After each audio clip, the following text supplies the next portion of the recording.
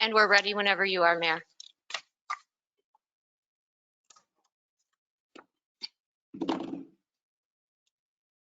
Good evening, and thank you for attending tonight's City Council meeting. For those attending remotely, the camera is set up in the council chambers to show those attending in person tonight. The platform we are using has a raise hand feature. You will notice a picture of a hand in the upper right-hand corner. When we reach the point in the meeting where the public has the opportunity to address council, you can click that button to give you the opportunity to address council. Please stand for pledge of allegiance. Pledge allegiance to the flag of the United States of America, to the republic for which it stands, one nation, under God, indivisible, liberty, justice for all.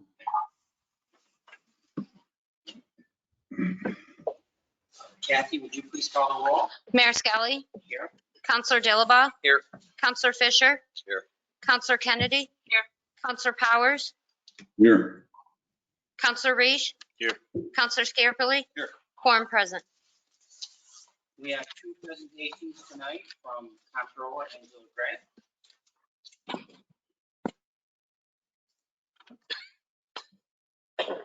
Good evening. Our first presentation tonight is regarding the sales tax that's being collected in the city. Where we're at with that, I'd like to start just by reminding you that as we look at these numbers, it's important to consider that we are in what I would call an up sales tax year. Inflation has certainly driven the cost of consumer goods. So while we can't compare what the city would have collected last year to say whether we're up or down, we hear the county's numbers being up a certain percentage. We don't have that ability here. So we just have to assume that we're riding at a peak right now. So the first chart that you have shows the sales tax distributions from the state of New York given to us either in blue by the county under the 6.44% sharing agreement, and in green, those are the numbers that we've received since we've preempted. The way the sales tax process works, I've said this before, but I'll say it again, and it will help illustrate why we only collected $18,000 of sales tax in the entire month of July. So there is no more money to come in from the state. The $18,000 is our total July collections within the city of Ogdensburg. Our goal every month is $250,000 in order to meet a $3 million budget line. So the first 2 months of the quarter, taxpayers make payments without providing any distribution information to the state of New York. The third month, when the final sales tax form is filed, the taxpayers then provide where they collected that sales tax to the state. From, let me see, I brought it with me. From March, April, May, and June, we were working off the March, April, May sales tax numbers that the state of New York was estimating for us. They did a sales tax distribution adjustment of $121,000 because in those first 2 months where we've met that $250,000 goal, they determined when the taxpayers filed that they had overpaid us $121,000. So it's important to note, and I'll read you verbatim from our email from the tax department, all jurisdictions should never compare check to check from one year to the next because depending on how accurate the proration percentages are to actual can impact a jurisdiction being either up or down, especially in the third month.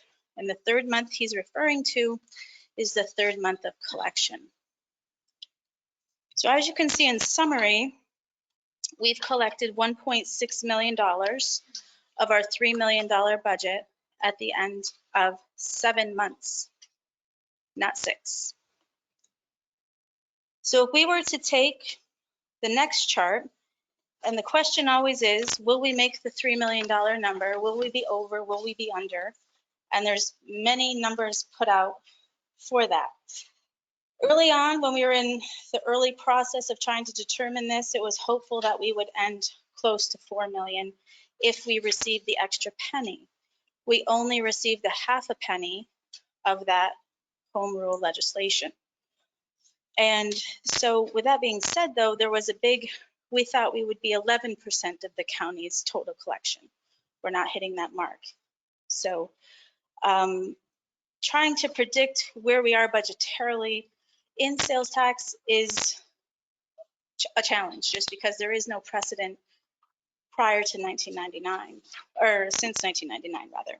So what I've done in the next chart, which has the red dotted line, that would show how we go month to month moving to $3 million. The black solid line are our actual collections, and the dotted line is yet one more prediction that shows us falling short of the $3 million. Two ways to look at it is saying, okay, 6 months, we've done 6 to 7 months, 1.6 million. We double that, we could be at 3.2. The other way to do that is to say, okay, this is one quarter, March, April, and May. That's what the transactions are representative in our collection since preemption. Average that out, use that same average. Using that method, we would be behind our projection $250,000, almost 10% below budget. So sales tax continues to be a mystery. There is approximate 2-month lag in where we get a final number for the quarter, 1 to 2 month lag. So again, I've said before, this is a number that is critical to our budget. It is our second largest revenue item, and we have to keep watch of it very, very closely, because failure to meet this line requires the city to adjust their swing financially very, very swiftly. Are there any questions? So you said, go ahead, Mike. I just one, Angela. I recognize that the legislation comes up with, it's for half a penny that the legislation called for. Why would we be projecting out for a whole penny, or did I misunderstand you? In the very beginning, before we had home rule legislation, and I'm saying very beginning as in 2021, we looked at collecting only our half of the 4%, collecting our half of the 4% plus the full home rule, our half of the 4%, and 50% of the home rule. So that's where that projection came from, was prior to having that legislation.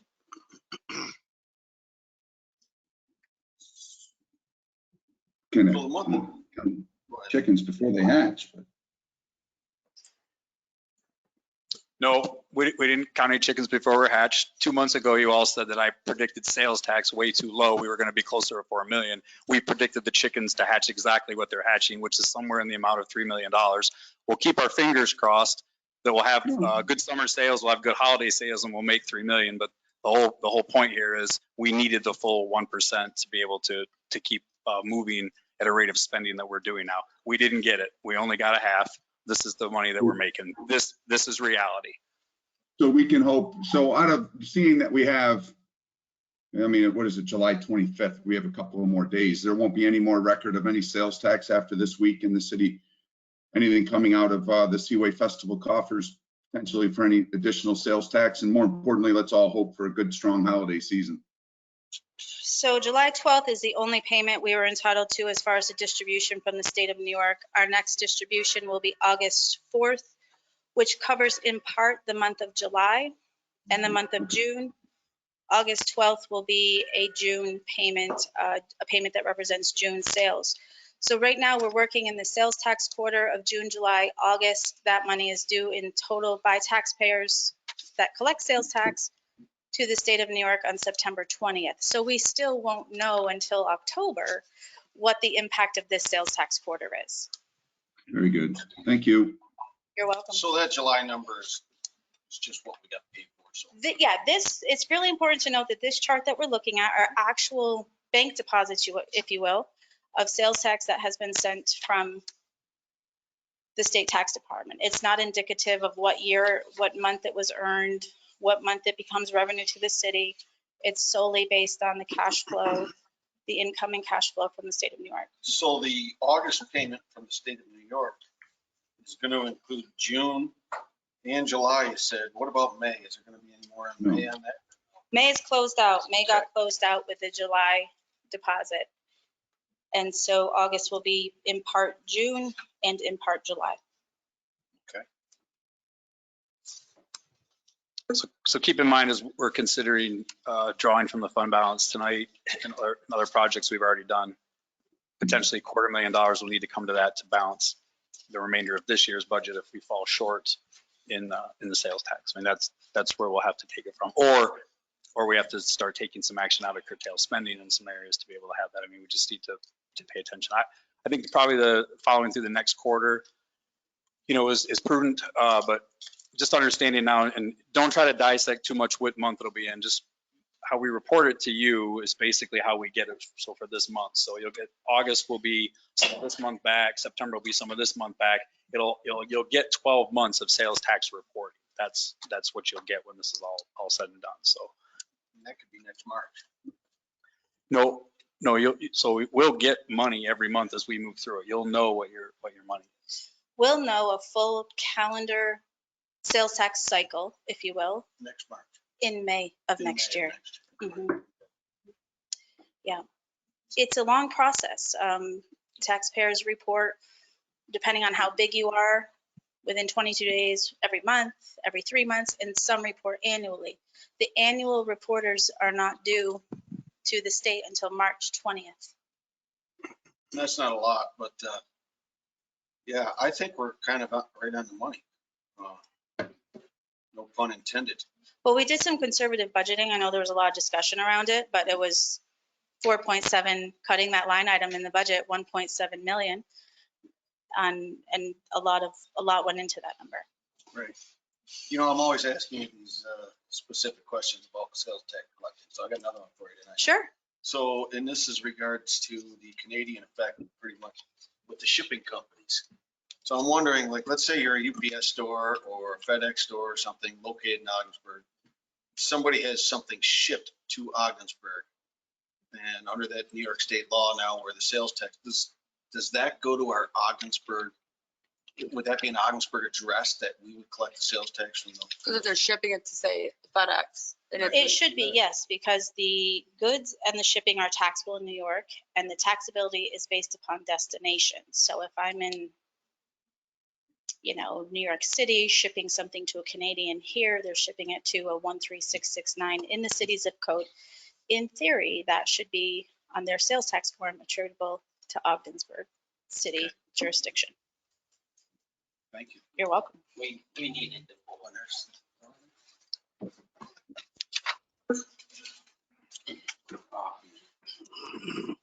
Another. That's all I have on sales tax unless there are any further questions. So I'm seeing like we need like a big fishing tournament or something brought into town to jack up some local sales tax revenue for next summer that we should probably get planning. And we did request the list of payers from the state tax department. It has not been received. I do not have confirmation of when or if that will be received. But one of the due diligence things we're trying to do is to make sure you're never going to be able to fully see. You can't see the books and records of any business, but some high ones are Amazon on there, are some of the bigger guys reporting in the city of Ogdensburg. So we have requested that information, and I will keep you up to date on that. Do we have a complete list of all like local businesses that pay taxes in the city of Ogdensburg? Have we don't. compiled that list yet, or are we? It's hard, Councilor Kennedy, to receive. That is protected information within the tax department. If you think about it, they just don't. Everybody's business Right. isn't public information, Right. especially on the private side. So even if we're trying to get some more data to make sure our numbers are solid and what we think can be reasonably expected, but there would be no third party that would just voluntarily Right. give us that information.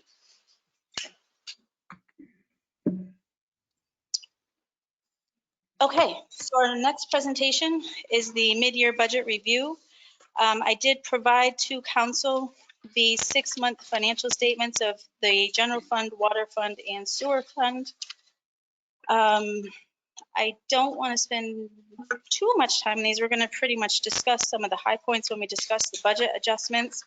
But I do think that some things worth pointing out, revenue year over year, when we look at total revenue in 2021 versus 2022.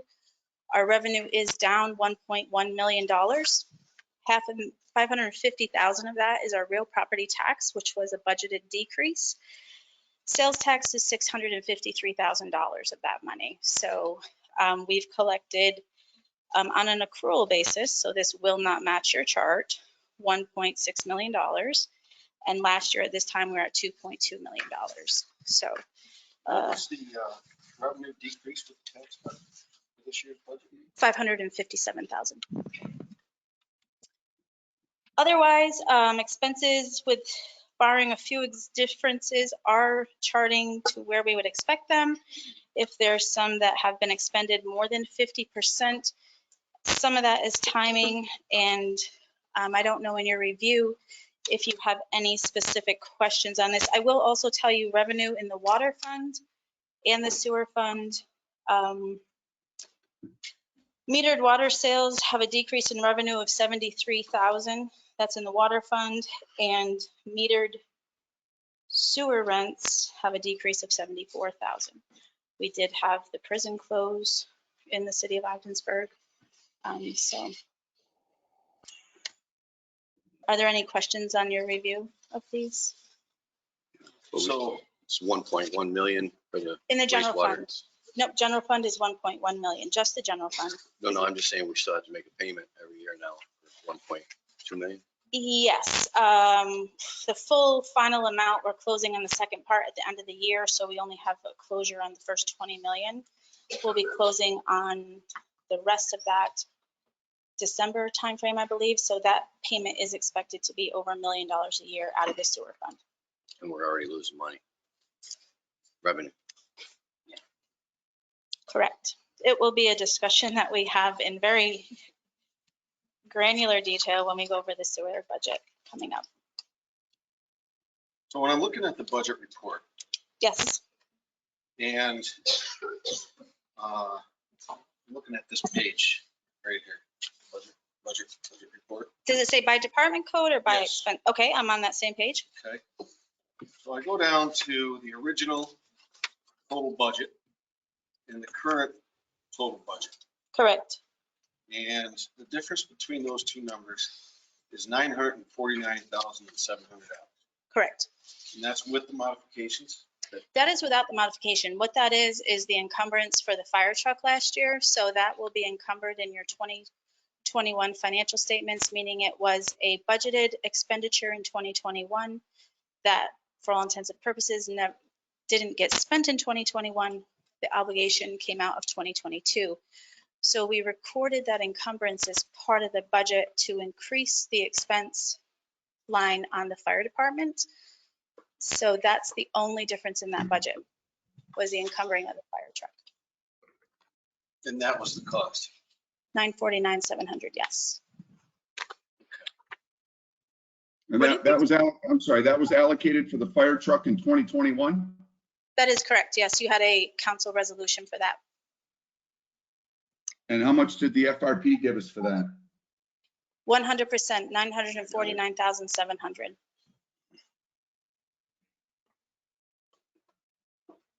Pretty nice. Would it be possible to see on like a spreadsheet or something?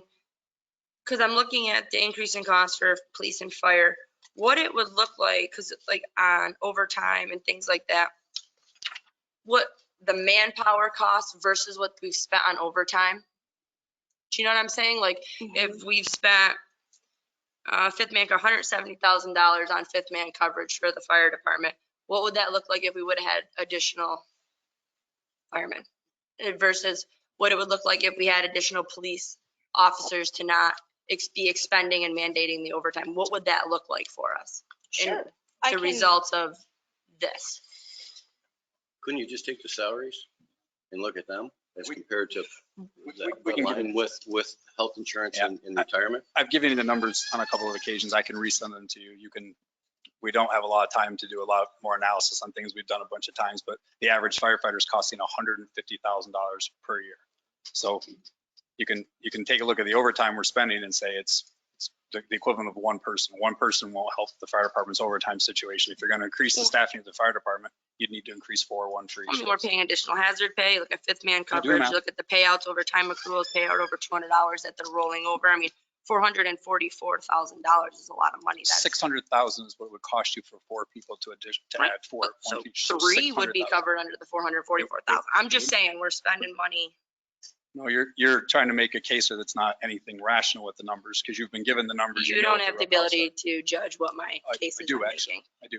You do. You're not making a case really. No, You're not. So. your opinion does not matter to me. You have five firemen manning. So we have 4 per shift. We hire 4 more. That does not cover.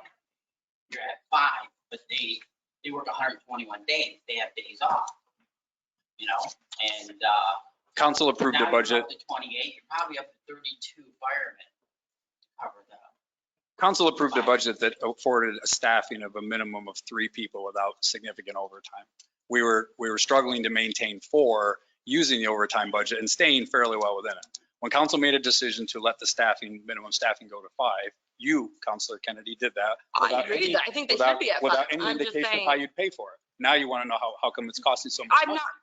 I'm more concerned that we need the fifth man coverage. I'm concerned that we got to the point that we needed to do this. Which is good, but now we have to pay for it.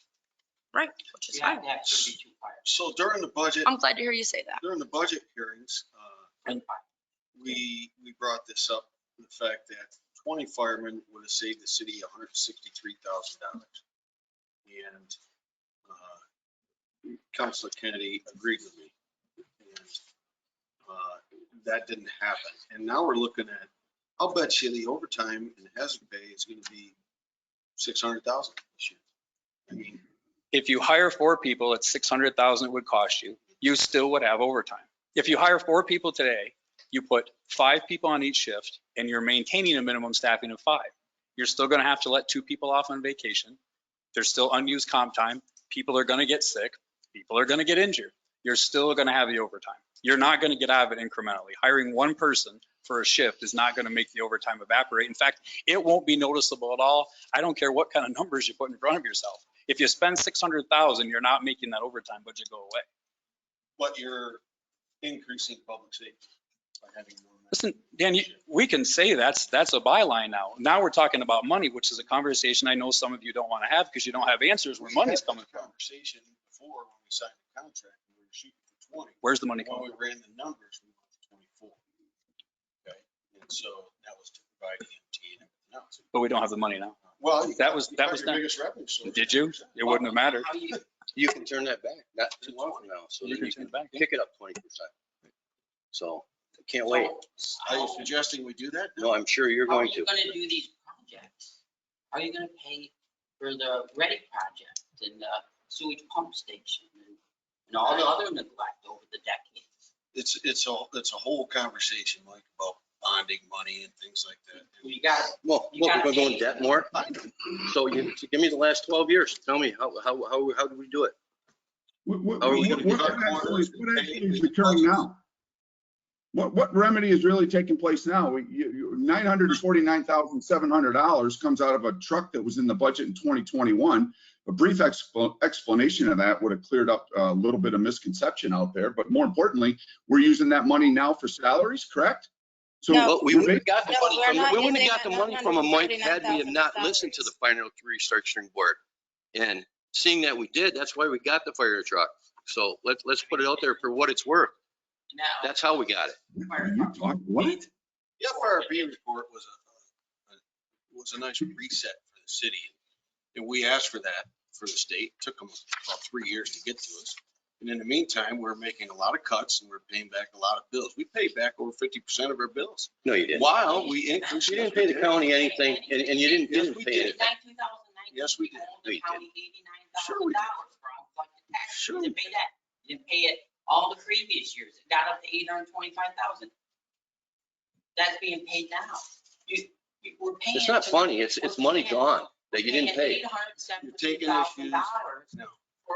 There's a whole, it's very complicated, these issues. Oh, it's all right? complicated. Stand It's there and 12 just years pay of bills. complication. It's like Why we're in-kind here. service. You had $1.4 million We paid property taxes to the county that we didn't need to pay because they weren't being collected in the city and or in the county, which ultimately gets written off.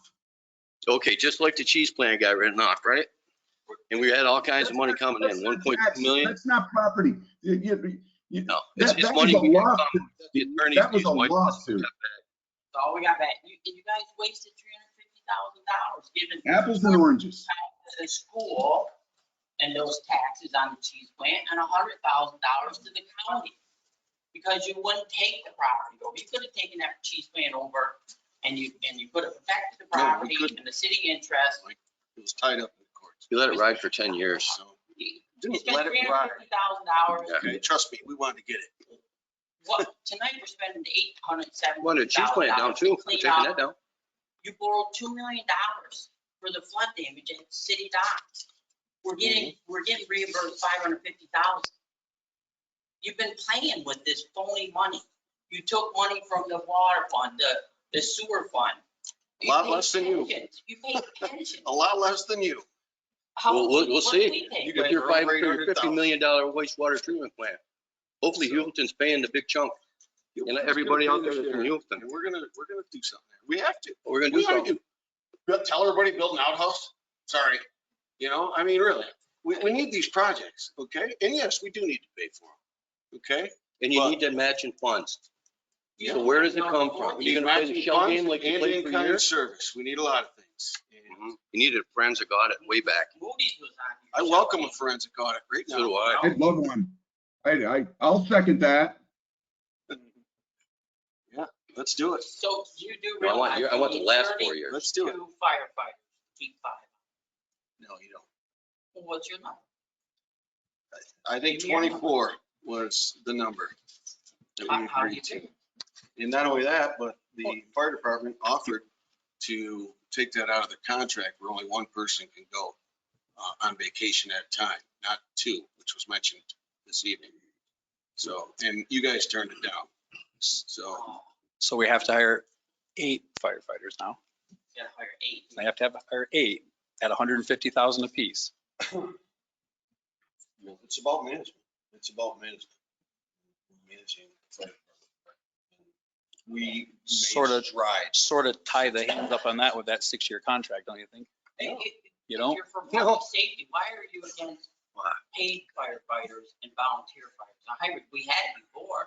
Who said I Try was? it again. Well, you wouldn't vote for a study on it. You voted against the study. Yeah, I'd like to fulfill a contract first. That we can't afford. You're affording it. Well, we're not affording it now. You just, I guess we can do whatever you want to do, put as many people on as you want, but tell us who else you want cut out. You know what? And I'm with you. Let's, You guys what, we complain take it about from the DPW? Do we take it from the police department? What? Tell me what you want. Where do you want to get the money? Show me where you're going to get the money and I'll listen to you. Why- But just calling out public safety and the world's coming to an end doesn't cut it, Dan. I'm That telling you song's dead. Why do you These consider, numbers are ridiculous. why do Adding you this consider overtime. 5 firemen more important than having enough police? Did I say that Well, having 5 well, firemen? if you have 5, then you cannot afford a larger police force. We need a larger police force. Okay, how many do we need there? I don't know. At least the 21 the chief asked for. The And we need to stay on a 12-hour shift so that we don't, we're not running out. Firemen and 21 police. What's that? You want 28 firemen and 21 police. That's right. No. Just a point of information, the overtime in 2019 was $357,000. That's what you budgeted for. And I assume that was, so For police or fire? Fire. for police, and it was 260,000 in 2020 for fire. But how much was paid by other sources? Most of it. I think it was less than 50,000 actually paid out of the tax. It's still, and It's the overtime. same is happening right now, isn't it? Because overtime works like this, Dan. You get compensatory time or you get paid. So if you take compensatory time for 8 hours, you get 12. Okay, so that means you have the ability to take a day and a half off next time, or 2 days off. At any point you want to walk up and say, I'm taking it off. And you have to hire overtime. Don't say it doesn't work that way because I wrote it. So I know it's fact. So everybody's maxed out on content. course there. They can use it when they want, and they can jack that overtime I up. don't think they can. I think there's Well, limits on that. You need, no, there is no top on it. That's the So if wonder. everybody wanted to take the night off. They can all walk in and say, we're taking it off, and you're gonna fill it with overtime. You can laugh all you want until you know, read it. If there's no way to fill it with. Well, that's a different story. Well, that's the story. Well, That's happening right now. well, the first three in, the door is gonna get off. In the last 2 weeks, I think the police department is rolling in at about 40 or 50 hours of overtime per day. That's crazy because we moved to an 8-hour shift. Where do you get your numbers? No, now stop. Where are you getting your numbers? exaggerating. Stop No, I just put it exaggerating. out here to the public. Where are you getting your numbers? Stop Tell me where you exaggerating. get your numbers. Police officers. No, where do you get your numbers? 15 hours, they're getting a few hours sleep, they're going right back in. No, but I'm just saying, where do you get your numbers? You're sitting, you're here in the public and you're telling the public these numbers. Where do you get them? There's a lot of numbers. Well, there's a lot of them. You just pick them out of the air. Yeah. You learned that over 12 years. And Dan, you did also sign the contract that gave him the 8-hour shift. The contract calls for the 8-hour shift. Every contract does unless you make a separate one, and they were working on a 12-hour shift when these guys took over right up until 2 weeks ago. We've been working on a 12-hour shift. That's the memorandum of agreement. So for some contracts, not others. What's that? You use some contracts that you negotiated, not use others. You just negotiated the police contract at an 8-hour shift. So Did your numbers not tell you then it was affordable? the 8-hour shift is a lot more expensive than a 12-hour shift. That was your negotiation. So, but they were working a 12-hour shift because of a memorandum. You signed a 7-year contract for a shift that you knew was more expensive. 12-hour shift. And We they're weren't working moving to it. with us. We weren't moving to it. You signed it in the contract, 7-year contract you signed. Let me tell you what. Do you want me to show you the contract? You can show me the contract. I have a copy of the contract. So you signed What it, were the police working until 2 weeks ago? a 12-hour shift 12-hour that shift. the city can't afford, and we can't afford to keep the few number of people working a Actually, I contingency don't 12-hour believe shift. a member of council actually signs it though, correct? We don't actually Correct, but sign we- it. We approved the vote. Okay. You give the final approval to it. Yeah. You can't get out of Couldn't it. sign anything. You can't get out of it. Your name's on the resolution passing. You can't, I'm just saying. you can't get Point out of of it. order, point of order. Went back to the contract. As far as the wastewater and sewer treatment plant, 2.7 million gallons of water right down Patterson Street, completely untreated yesterday. So is the need for a new wastewater and sewer plant needed? Absolutely. 270,000 respectfully coming out of South Water Street and down Caroline Street. No, the problem is the infrastructure, not the wastewater treatment plant. They all tie in together. No, they don't. No, they don't. No, you don't. That's the problem. That's why you voted for a wastewater $1 million. You don't know how it works. Total uninformed answering right now. No, you don't know how it works. All right, let's, The sewer plant treats the water that goes into it. It doesn't control the amount of There's water that nothing goes. being treated. You have allowed these storm water drains to be funneled into the sanitary sewer the entire time you've been on council, haven't done anything about it. That's the problem. Well, We're treating rainwater, Councilor Powers. We're treating rainwater. We can't continue to treat Mother Nature's rainwater. The sewer plant, the old one or the new one, was not designed for that. We have to spend about $10 million and start separating storm water drains off the sanitary sewer. All we did was build a new sewer plant so we could treat the sewage going through the plant appropriately before it went into the river. It had nothing to do with the maximum amount of water that passes through the plant because we don't have the ability to treat Mother Nature's rainwater in the sewer system. And become a regional wastewater treatment plant. could we move That's on to definitely what we're the working budget I know, modification? I can't wait. The price tag. I think she had another presentation. Infrastructure system is phenomenal. Yeah. A lot more than 10 mil. So we've been working on this, of course, probably since I even got on council. And of course, the price just kept going up and going up until we finally said do it. And, We didn't do it. well, we don't have, it's going to take a lot more than 10 mil. Yeah. To redo the infrastructure about it. 10 million is going to take a lot. We got to start. Sure. The next part of this presentation is a presentation of the proposed budget modifications that tie into the several resolutions that are also on the agenda for tonight. Just going down the line, the comptroller request is an additional $40,000 for outside services. Could you Yes, sir. So we should take these slowly so I can understand them here. Sure. So what would that outside services be? And do we approve that? I would assume the contract, whatever it is, and I'll take it. Okay. So we have a vacancy in the office we've been trying to fill for 6 or 7 months.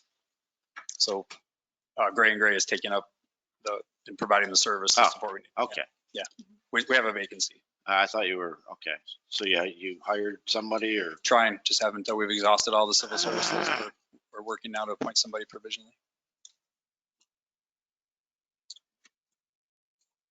The second category, we own 212 Ford Street. Took that in on taxes, I believe is the history there. 2021, a resolution was passed to demolish that building. So the final cost that would have been in the 2022 portion, 2022 year, is $115,000. And then there's some repairs due on that building as well for $125,000. So the request for that project is $240,000. So the 115 was demolition Yes. and the 125 is the wall repair. Yes. That is correct. Did we do a resolution on that yet? You'll have it here. It's on the agenda tonight. Okay, thank you. She's briefing this in summary now if you have it, and there's resolutions to support each of these coming up. The next department would be the police department.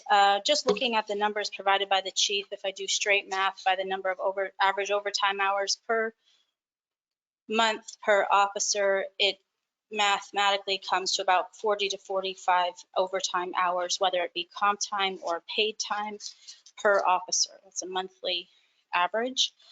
So what the request there was there was a resolution to add one more officer. The costs are there. There's additional overtime. The chief of police and I have met several times just to determine how much more money is needed in the budget to get us to the end of the year. There are time accrual payouts that we're also expecting. There should be one significant one at least, and also taxes associated with all those expenses. I've broken the resolutions out each line by whether it's an internal ask, whether it was passed by a previous resolution of council, and CBA is the collective bargaining agreement. So Yes. just point of information, the overtime, like I mentioned, is being increased by 75,000. The budget was 200,000, so that's 275. And in 2019 with, I think there was like, I don't know how many officers were, it was 357,000. And as far as time accrual payouts, we budgeted 55,000. This is an increase of 50 for 105,000. It was 165,000 in 2020. So There's one situation where we're expecting a large payout that would probably utilize most of that money, or a good 90% of it. What is that situation? We have one officer that should be going out. Personnel matter we can talk about if you want to executive session. So to follow this out, at the end of the day, council voted previously to add an officer. The overtime in here it's going to be negligible whether we do 8-hour shifts or 12-hour shifts. We're not abandoning the 12-hour shifts. So the portrayal of that is just more fiction. We've asked the union to move forward to make permanent modifications to the contract. Listen, we gave the police union a 7-year contract. You all gave them a 7-year contract. I'm not letting them come back after giving them a 7-year contract and say, we're going to give you the changes that you're looking for to make the deal even sweeter for you without us getting something in return. So we have some level of negotiation going on with the union about this. I think we will reach an agreement soon. Mostly they've had a change in their support with their representative and their legal level. That's not as quick as the last person that they had. So I think that we will get there, but it's not going to change their numbers significantly from what it is. The numbers that Mark has put forward here, what he needs to maintain the force through the end of the year, 8-hour shifts, 12-hour shifts, a good portion of the overtime overage is just simply what we've been reporting. He's been 3 to 4 officers down all year. He's got one back now from the 4, still 3 people down. yeah, you have to replace the bodies. Again, it's back to, it doesn't matter how many people you have on there. You're going to have overtime in these public safety businesses. It's not, we had a couple good years where there were very, very few injuries, very short time in duration. And last year in the fall, we had, 2 get injured at one incident, and they've been out ever since, one just returning. So you're just not going to compensate for that any other way. You mentioned it's a matter of management. I don't, if you certainly have some wisdom on how to manage that, I'm all ears to it, but I don't think we have it. It's just numbers of people and how we keep them on duty. We're only running a 2-person staffing minimum manning. If council wants to support less than 2 people minimum staffing, so say so. It's not something I'm underwriting right now to be below 2 without council giving me that direction and authentication to do so. Hence the reason we're asking the state police and the sheriff for support. And I know specifically what we'll be asking for now. If council doesn't pass this tonight, then I have to then have the comptroller advise the chief what his monthly overtime allotment is for the next 5 months going forward. And at some point in time, we won't have 2 cars on duty, and we'll be asking for support to do that. I'm not saying it's a bad option. I'm just saying that's not the direction city council has indicated they want to go in.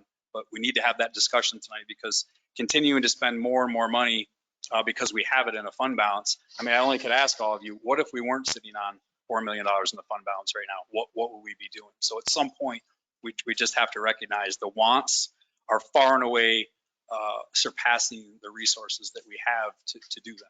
The city just doesn't have the resources to sustain the levels of service that we're attempting to do.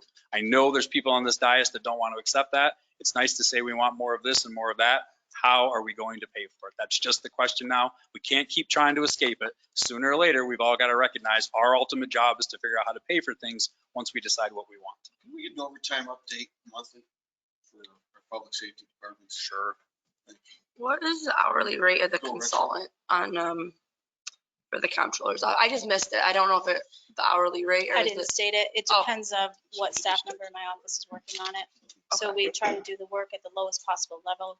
We have 3, 4 people dedicated to your account right now. They all get paid differently. okay. But for generality purposes, it is more than if we had somebody working there.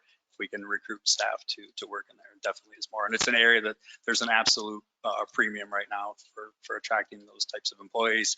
Just like IT, we couldn't hire an IT person internally if we had to. We couldn't hire a lawyer internally if we have to. We've been trying to hire a finance supervisor job, $75,000 to $90,000 a year position with very little even application. So these are all getting more difficult to fund and find. If you look at the city managers, International City Managers website, you'll see that everybody is recruiting these positions. Some of these are open 6, 12, indefinite amounts of time. People can't fill them. So we're bumping into the labor snag just like everybody else. We're trying to fill these high-end positions. Okay, the next department that we looked at was the fire department. It's all outlined there. I met with Chief Stoll on this one, and what he proposed to me was the expenses that he knew he would have based on the 5th man coverage between now and the end of the year. The numbers that you're seeing is net dollars that we need to add. So there were some lines that we anticipated, if it was status quo, would not be filled up. For example, the 5th man has a total cost to the city of $237,000 approximately. We don't have that kind of money in the budget because there was some overtime unexpended that would be anticipated to offset the cost of that. So these are the net numbers that Chief Stoll is asking for. Some of it covered by the collective bargaining agreement, others by the resolution to change the staffing. Overall, it's a fire department ask of approximately $445,000. Chief Stoll did email me today. One of the numbers just in since the last 2 or 3 weeks ago that we met has already increased $20,000. So I can't promise you we won't be back for more at the end of the year, but we did our best estimate working with Chief Stoll, assuming no sick, injury, etc. So this is a perfect world ask right here of $445,000 to get us through the next 6 months. Oh, this is for the next 6 months. Next 6 months, correct. So that's the addition to the budget. That is correct, yes. So this fire department budget started at a little under 3.2 million, and we're asking to increase that to 3.6 million. The next item, any questions on the fire department? So that puts, Angela, I just have one regarding the consultant, if you don't mind, if I can just jump back for a minute. Sure. That Nicole brought up, and you being a private business, I don't know if it's available, but can we get a breakdown of the individuals out of your firm that work for us and what we're paying them? Sure. Thank you. You're welcome. so that puts the fire department within. I'll provide you their discounted rates as well. Some, $170,000 of the cost of the police department. I'm sorry, Mayor. So the fire department will again go to just $177,000, $174,000 less than the police department. The police budget is expected to increase to 3.7, just shy of 3.8 million. So it would be approximately $200,000 higher than the fire department. We also get a standard as to where we are with any overtime payments related to both departments. Wait a minute, I might have that right here. Apologies, I have it right here. Okay, the next department is the code. Last council meeting, you approved the demolition of, I believe, a total of 7 buildings within the city. In that resolution, the only thing different here was a paragraph stating that the environmental would be at approximately $650 at a rate per day. So to quantify that, we made an estimate of $150,000 would be the environmental and disposal cost of those buildings. All of this was in your resolution for a total of $521,000. The public Was the, yes, was the 150,000 in the resolution also? it was in the resolution, but it was stated as a per day rate, and there was no sum of what that estimate would be. I believe the minutes reflect it was about $100,000 anticipated, not 150. You're thinking of the disposal. And the air monitoring. And the 371 is just the demolition, it's not the tipping fees. Do we want Your $100,000 resolution, to be added to that? your resolution last time read that third-party abatement monitoring at all applicable asbestos-containing products and projects in accordance with the following fee schedule of $650 per day. There was no total in the resolution. And so do we want to do a budget modification for the tipping fees? How's that going to be handled? The number that the city planner, Andrew, and I worked on included both environmental monitoring and the tipping fees. That's what this is. That's what the 150,000 is. Oh, okay. Both. Okay, thank you. Then there's, I guess there's tanks. Does this include the 1812? Or is it just the cheese plant? Includes 1812 too, correct? This was a 7 properties. 7 other Is times. it eight total structures? I misspoke. Okay. And there's tank- 1812 was in the original, that contract for the 7. There's petroleum tanks on 1812, so we're gonna have more costs. There's probably, there could be some at the cheese plant too, but I mean, it's all, either way, it's gotta be torn down. I just like to know what the costs are. yeah, Won't know until you get in the ground. no, it's all a possibility. So I would say now too, what we talked about last meeting, I want to reemphasize now, if in fact these costs stay where they are now, we think it's smart and efficient business for us to move forward. But as we continue to move through this with the contractor, if the costs exceed this, we may likely come back to council and say, we'll shelve it and put it through the Restore New York program. I mean, I think we told you it was an interesting coincidence of events. The day that we got the number we thought was great, literally within hours, we received the notification that the Restore program hadn't been funded in a few years, was funded and was going to be available. So, you know, 1 in the hand, 2 in the bush, do we go forward or not? So Andrew and I have discussed this, and again, if the numbers stay this low, it's one thing. If they if they gradually creep above this for whatever reason, we discover other things that have got to go on. If the numbers go up, we brought the contractor out to make double, triple certain that they understand what the city's looking for. So there's a possibility that, again, we'll come back and say we're gonna have to shelve this or recommend shelving it because the cost may be higher. And if we can get the money from the state of New York, the project Andrea believes will score high. Our chances of getting money will be good. So So you haven't signed the contract yet? no, we're doing the 7 buildings. That's for certain for the residential structures, but the cheese plant, no. Is the contractor aware there's tanks down there? I don't know if they're, I would assume they're empty, so I would assume it's safe, but you know. I mean, we've given them everything we know, all the environmental studies, et cetera, but we're working through the cheese plant issue right now. It's not a done deal for certain. Andrew, do you want to jump in here, like mischaracterizing anything, or do you want to throw some more detail in, or? Nope, okay. Okay, the next 3, Public Works, for increase of cost of gasoline, there's an ask for $85,000 based on prior year's usage. That's the estimate that we expect to see. Street lighting, same increased cost of all utilities and fuel. I mean, we're seeing that everywhere. The last council meeting, we approved a resolution in the amount of $23,810.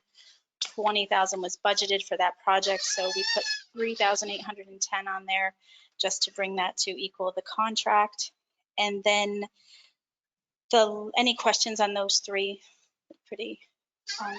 The last one is a transfer to the capital fund to pay for capital projects, and not all of them, specifically the Maple City Trail, which that project is starting right now. Council approved that project. The match on that is $706,200. So we're asking for an appropriation for that.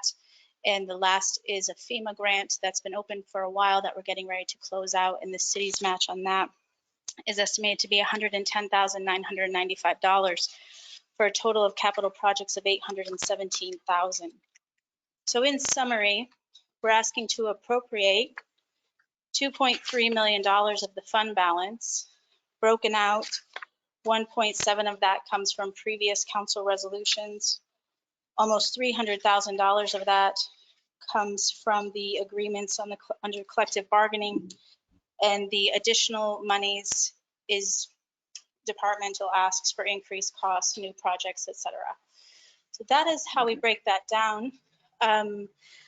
We entered the year with an approximate fund balance of $6 million. The audit is ongoing. We have encumbered the fire truck out of that fund balance, just doing rough math, bringing that down to approximately $5 million. This will bring your fund balance, appropriating it to an unappropriated value of approximately $2.8 million.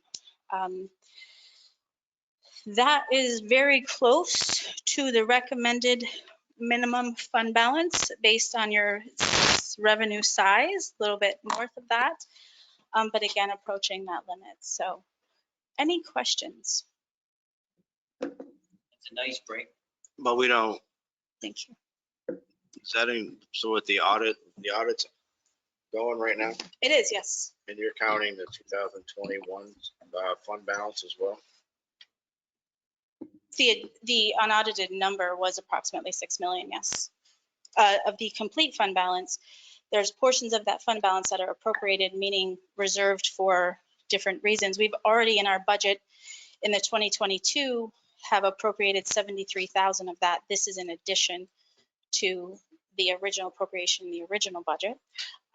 Plus there's some other things we're required to appropriate at year end. When can we anticipate our audit committee meeting? I would think we're targeting for mid to late August. We don't really have any reason to believe the audit's going to adjust our unaudited numbers by anything significant. No, I just know we were usually Yeah. mid-August. That's why I was just Yeah, wondering. no, if we're Yeah, still- we're on I'm replying target. where John asked about the unaudits. We don't expect the numbers to change, Councilor Reese. So just an update on what I've been briefing for a while to go along with Angela's presentation here. Right now with the potential increase that we were given by the health insurance carrier last week. Projection on retirement, and then just adding the inflationary costs, the things that council has done now to add staffing to the police and fire department. Our budget deficit going into 2023 is now just a tad over $2 million. So again, I want to keep saying to council, as we talk about adding things, our chore is going to be, how do we afford what we have? If we have a gap of $2 million right now based on projected revenues versus projected expenses, and all we did to project these expenses is move the organization as it is today into 2023, add the CBA, raises, the increases, the cost of living, the cost of goods, services, et cetera, all baseline projections. We're now getting, again, clear information. The retirement actuals will come to us soon. We just got the estimate from the health insurance company at 33% increase. We certainly expect to negotiate that down from that number. But as we've known for the last 2 years, we've had zero increase for 2 years in a row. Sooner or later, they're going to get some of it back. So as we're sitting here now, again, if we just move the organization as it's functioning now to 2023, there's a little better than $2 million gap in our projected revenues versus our projected expenses. If we're sitting on a $2.8 million fund balance, you can see very quickly the position we'd be back in if that is a method that council were to choose to do that. For the naysayers of the tax cut that was absolutely necessary to keep us from exploding the constitutional tax limit, which I know people think isn't real, but we have more than enough documentation from the state of New York to demonstrate it was real. If we take away the tax cut, we garner about another $1 million. So we still have a gap of about $1 million. If we raise taxes back to the level they were in 2020, we still have $1 million gap that has to be made up someplace. Where does the money go that we had allocated for the beach that's not going to open? Does that be moved somewhere else? Yeah, I mean, Where do we plan on anticipating that moving? we don't. I mean, we'll read it to you at the end of the year. It's not a significant amount of money. So again, I was to finish my point to council on serious matters. We have a $2 million gap going into 2023. $2 million gap. The city is operating just like the Financial Restructuring Board told you they were, just like I've been telling you that you were, just like the previous manager told you. The city is operating with a workforce at a level that exceeds by at least 35% of what your expected revenues are. We've cut close to 30 positions in 2 years. So for everybody who wants to be a naysayer, 30 positions we've cut in 2 years, and we still are facing a deficit. So if you took back the tax cut, if you went with that line of logic, don't cut the taxes, it'd still be $1 million gap. Your numbers are showing you that your expenses are increasing exponentially faster than the amount of money we're spending. The city can't afford to maintain the structure as it is now. So we've given you this data month after month in preparation for what I expect is going to be a difficult fall for the 8 of us, but we're going to have some answers here. To where are we going to get $2 million? It's 10 to 15 positions reduced the size of the city workforce is one implication to it. It's an increase of taxes back 20% from what we've done, which is just half of it. So we still have to reduce approximately 10 positions likely to get there. So on sales tax, our ability to get the home rule, we needed a resolution from the county, but at the end of that discussion, we all agreed we'd go with the 0.5%. But we talked about following up with a bill to get the other 0.5%.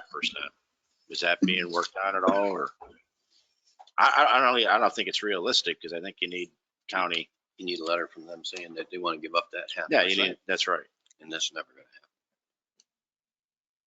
to happen. And do we have any ability with health insurance with the unions? Does it have to be a particular plan?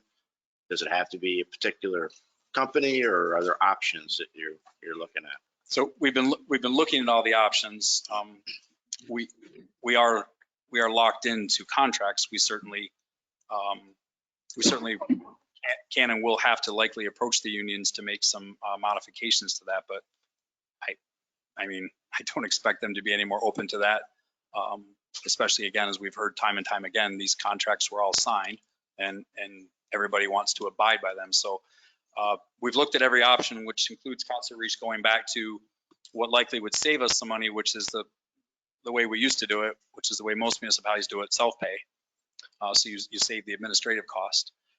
Instead of right now, we have insurance. We pay the premium. We don't worry about, do we have money in the bank to pay the claims.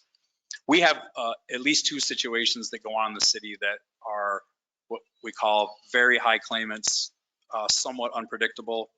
But our cash flow position right now wouldn't indicate that we are in a position to set aside, again, $1.5 million, $2 million, whatever it would be to pay claims. And then if that amount didn't prove out, where does the additional money come from? So we've met several times with our insurance representative. We've met with another company, large firm that represents other local governments. There are some other options out there, but the only other options, the next options we'll be looking at will be plans that cost less, which will be less service. And in the words of our insurance folks, we have like double platinum coverage in the state scale of bronze, silver, gold, platinum, whatever. Our coverage is very good, but it's very expensive. And we still have far and away too many employees that aren't paying the 20% cost share. We still have far too many paying nothing, paying a very small flat amount, et cetera. We have one whole department paying a very, very, very small amount. So we'll bring that to council when we get the final word from the insurance company. The problem is these numbers come in like right about now, so it puts us in a difficult spot to try to negotiate a change. Now, again, we may be just looking at a situation where we just simply can't afford that, or what do we have to not do to be able to afford the insurance? 33% was way more than I was expecting. I think our broker's been good at negotiating some things down, but I don't think we're going to see a 0 increase. So even if we have that to 15%, it's still just another increase on top of a budget that doesn't have a dollar in it. So Could we try to go with the county on their health insurance, and the more in it, the cheaper the rate? yeah, again, all these are viable options. The county's plan and benefit payouts are different.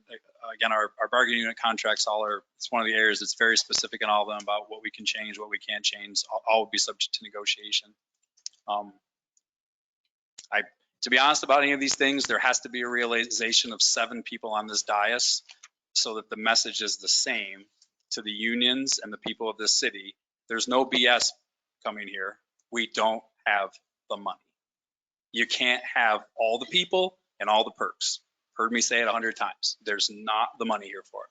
A decision has got to be made at some point what we can do without.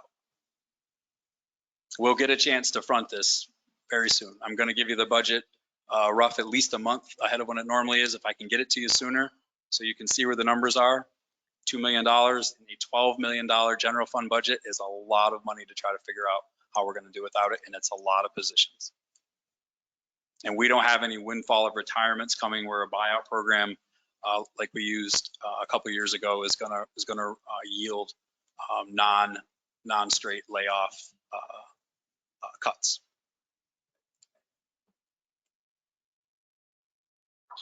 Is there a projected fund balance for this year? Well, if we, You mean surplus? Yeah. No, can't be. You're appropriating more money tonight, because if we had surplus in there, I wouldn't be asking you for $2 million more money. what we would expect to see on the financial statements, should all these expenses fall in line as projected, would be a deficit of 2.4 million approximately. Because we're appropriating 2.3 if all these pass tonight. And we already have I think a $73,000 appropriation in there right now to balance the budget initially. So the other balancing topic, just so we don't lose track of it, was the $530,000 of ARPA funding that was received this month. All of that was put into your 2022 budget to cover expenses. So $530,000 plus a $70,000 appropriation left was what closed the gap on $600,000 in 2022's budget to balance this budget we're currently operating under. We're now asking for another 2.3, which means if we did not have ARPA, we would be at 2.8 million.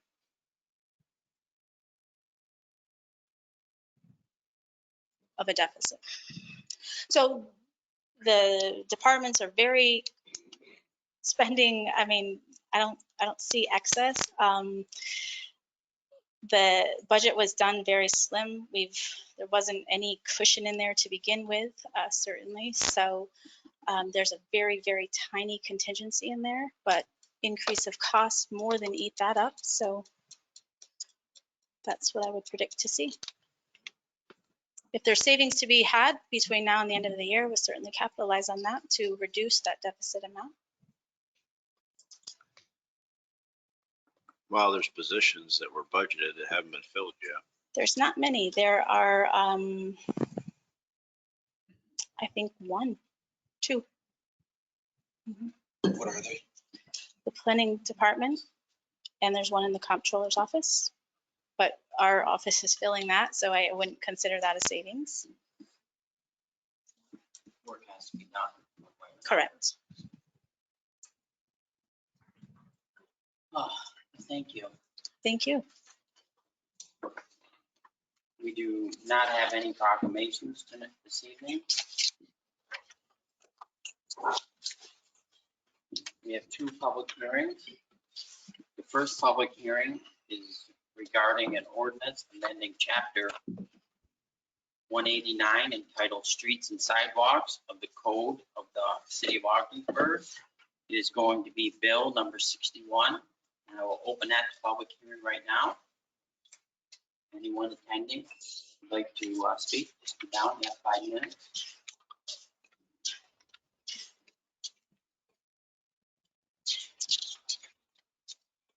Anyone remotely? I do not see any hands raised. Our second public hearing is regarding an ordinance amending chapter number 83 entitled Brush, Grass, and Weed of Code of the City of Ogdensburg. It is going to be bill number 62. And I will open that up, public hearing. Please come down, have 5 minutes. Anyone remotely? I do not see any hands raised. I'll declare this public hearing closed.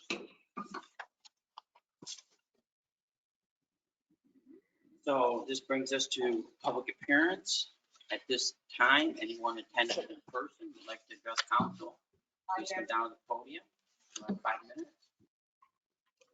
Hi, my name's Denise Tallman. I was with Carol Nelson, but she had to leave. We are here to address the homeless and the addicts that are living in our community, mainly in the library.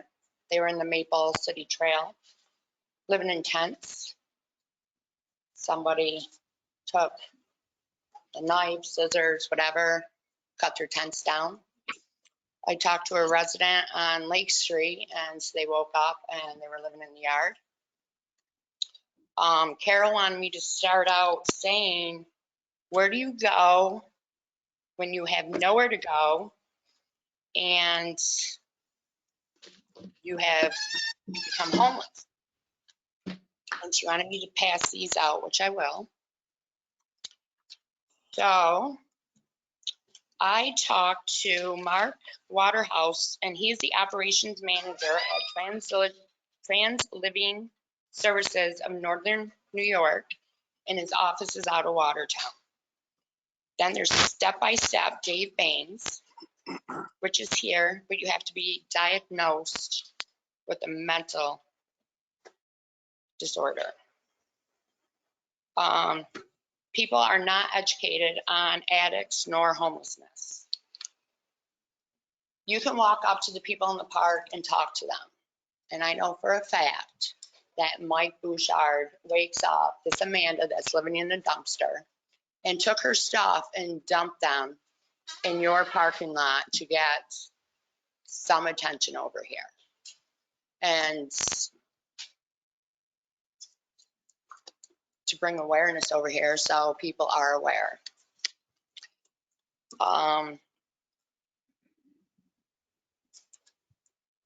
Someone told me they're afraid to walk the trail, and I asked why. And she said she was scared. And I said, why? Walk up to them. I asked them if they need anything. They'll probably say water. Not everybody that carries backpacks are meth heads. A lot of these people homeless came from the towers, the cheese plant. And even though it's being said, well, everybody was accounted for, they were couch surfing. So they became homeless. They're defecating in the library. Mike Bouchard has to go pick it up. They're getting drunk at the pool, shooting up on the library steps. So you have to call 911, the fire department comes, the police comes. Penny is overloaded over there. Kids can't go down there. Families can't go down there. The Ogdensburg Police Department, the fire department, the volunteer rescue squad need help from the community because they're running short on staff. That's where overtime comes in.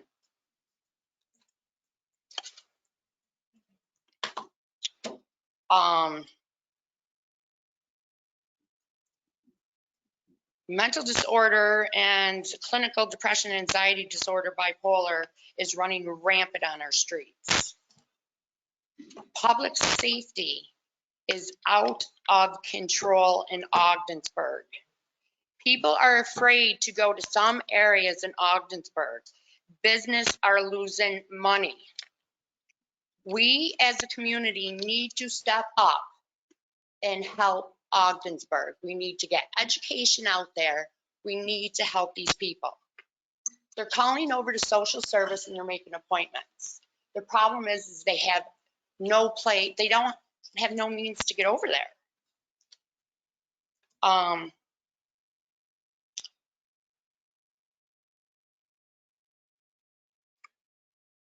I'm going over my notes, so excuse me.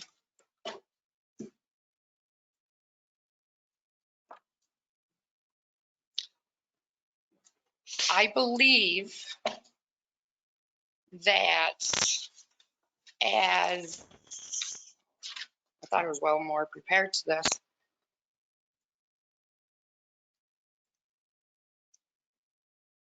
If you, as for grants, I believe you can revamp a grant to help. We have to get a homeless shelter here. Just have to. There's SPOA that is on the adult, it's an adult single point of access and it's on the county webpage. They can help with these people. There's 40 plus people living down there. And I know for a fact, I laid in bed when it was raining wondering what happened to them. I know that me, Carol Nelson, and a lot more people in this community cannot afford to keep bringing them water and food. And I know the Ogdensburg Boys and Girls Club are bringing kids down there. And you have these people getting drunk over there and going to the library calling 911. Any grants could be built and revamped for a shelter, which should include the county because the homeless is all over the county and they would come here because there's not many resources. And not all men want to go to Bob's where the sexual predators are. So I can, and me and Carol, and I'm sure there's more community members that will help get this up and running, but they can't stay there. They have to go because the city's going to start losing revenue. People need to start getting educated. We need to start taking our community back. And you can't put a price tag on human beings. Our police, our firemen, our rescue squad, and our community are taking our community back. I have lived here almost all my life. I reside here. My grandkids go there. People are afraid to go down. And I know the Rothells and a lot more community members are doing everything they can to get the Seaway Festival up and running. And people are afraid to go down there. Who wants to pick feces up or bring a magnetic tool down there and go through the lawn so they can put a blanket down for their children to sit? It's at the point where porta potties have to go. And it shouldn't be anybody's responsibility to check their dumpsters when the garbage comes, make sure no one's in there. Because if it does, the blood's gonna be on your hands if someone dies. We have to figure something out as a community. But they have to go and we need to get them somewhere. We can't just kick them out. We have to take some of this problem off our police, off our firemen, and off the families where they can start enjoying Ogdensburg again and stop fighting over taxes and fighting over money. Thank you. Thank you. Is there anyone else who'd like to speak? Motion, please. My name is Andy West, and I reside at 108 Franklin Street.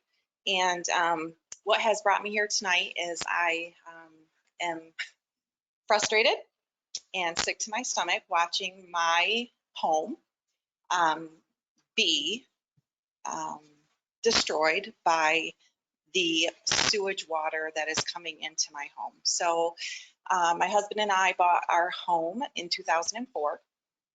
And up until the building on the end of Elizabeth and the corner of Riverside Ave, until then, okay, so we're going to use common sense here, folks. Until then, I had no problems with water in my basement. Imagine that. And then this building is being built, right? And so now I have water in my basement. Before the actual construction on Franklin Street started, we had one bad storm. I had 8 inches of water in my basement. I've lost a huge amount of money in my personal belongings that were down there because it's a dry basement. It has been since 2004 when I moved in there. We had that issue. We had a lot of rain last night. I go to my basement. It's flooded again. The more frustration with this, not your problem. My husband's always at work, so it's me dealing with it by myself.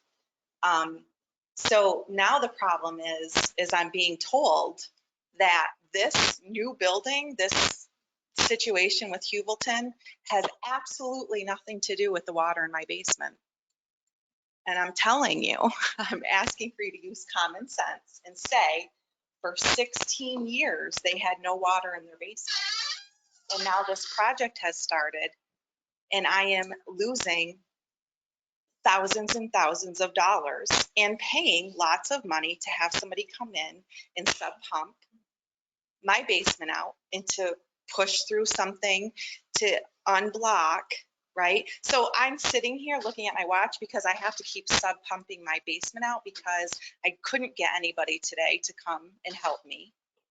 DPW did come and give me the sub pump, but I have a blockage. Okay, I've had Larry Bushy at my house twice telling me I do not have a blockage. I've had all this construction. Yes, I have. But here's my question to the city. I don't want a discount to have to pay somebody more money to do something to help my basement when it's not my house's problem. It never has been my house's problem. This has now become a problem since this project has started. DPW, Shane can tell me that it has absolutely nothing to do with one pipe or the other. And I'm asking you to listen to the common sense that I'm giving you. So I'm speaking on behalf of my neighbor, Debbie, as well. Lots of damage, like tens and thousands of dollars worth of damage, right? And we're just being kind of like, what do you want us to do about it? Well, I want something done about it because my house, I reside here in Ogdensburg and I have for a very long time. I grew up here. I want it to stop being damaged by something that the city needs to look into, come up with a solution. The weather has not changed, okay, from 2004 to 2022. Okay, so there's not like I'm not accepting that as an excuse. Okay, so I don't know if you guys have some suggestions, but here I am at 7:20, worried sick about my basement right now because I continuously have to go and get that sub pump going. I put hundreds of them in, had Henderson Street was a real problem. I mean, I've just seen the horrible disasters from it, and the backflow preventers do work. But why should I have to spend more of my money on a situation that wasn't a situation until this project started? And this has been going on for years and years and years. And that's why the city a long time ago secured a grant, and they give the backflow preventer to people, and they reimburse them $250 towards it. The cost, of course, keeps increasing, and it used to be it would cover half of it. Now it doesn't, but I don't want to spend more money. I think the pump station has to do with that. I don't know. I've never looked at the engineering of it. It's over on Elizabeth Street. I always thought it was a pump station mainly to handle Elizabeth Street. So we've got a number of these cases. We'll get the engineer to look at them. I mean, I can't disagree with what she's saying. If something we've done has altered the flow of the water, et cetera, I mean, we'll have it looked at and we'll get it figured out. I don't, in the meantime, we've given all the residents the ability to file a claim, so we can put those through, get them properly looked at while we, seek out if there's some of these. There's some of them that are the same places that flood storm after storm. I mean, her example is one that her notion of the common sense is just plain. There are some events leading up that we need to look at and determine if we've got some issue there. So we just need a little more time to do that, and we'll I really stay. suggest And that's that what I you get them put request. in, Yeah, we'll stay on. and then if you get reimbursed for them, that's Yeah. great. If you don't, I just wouldn't live with it again. I would get it in and then see where it goes. But we from there. have the 250.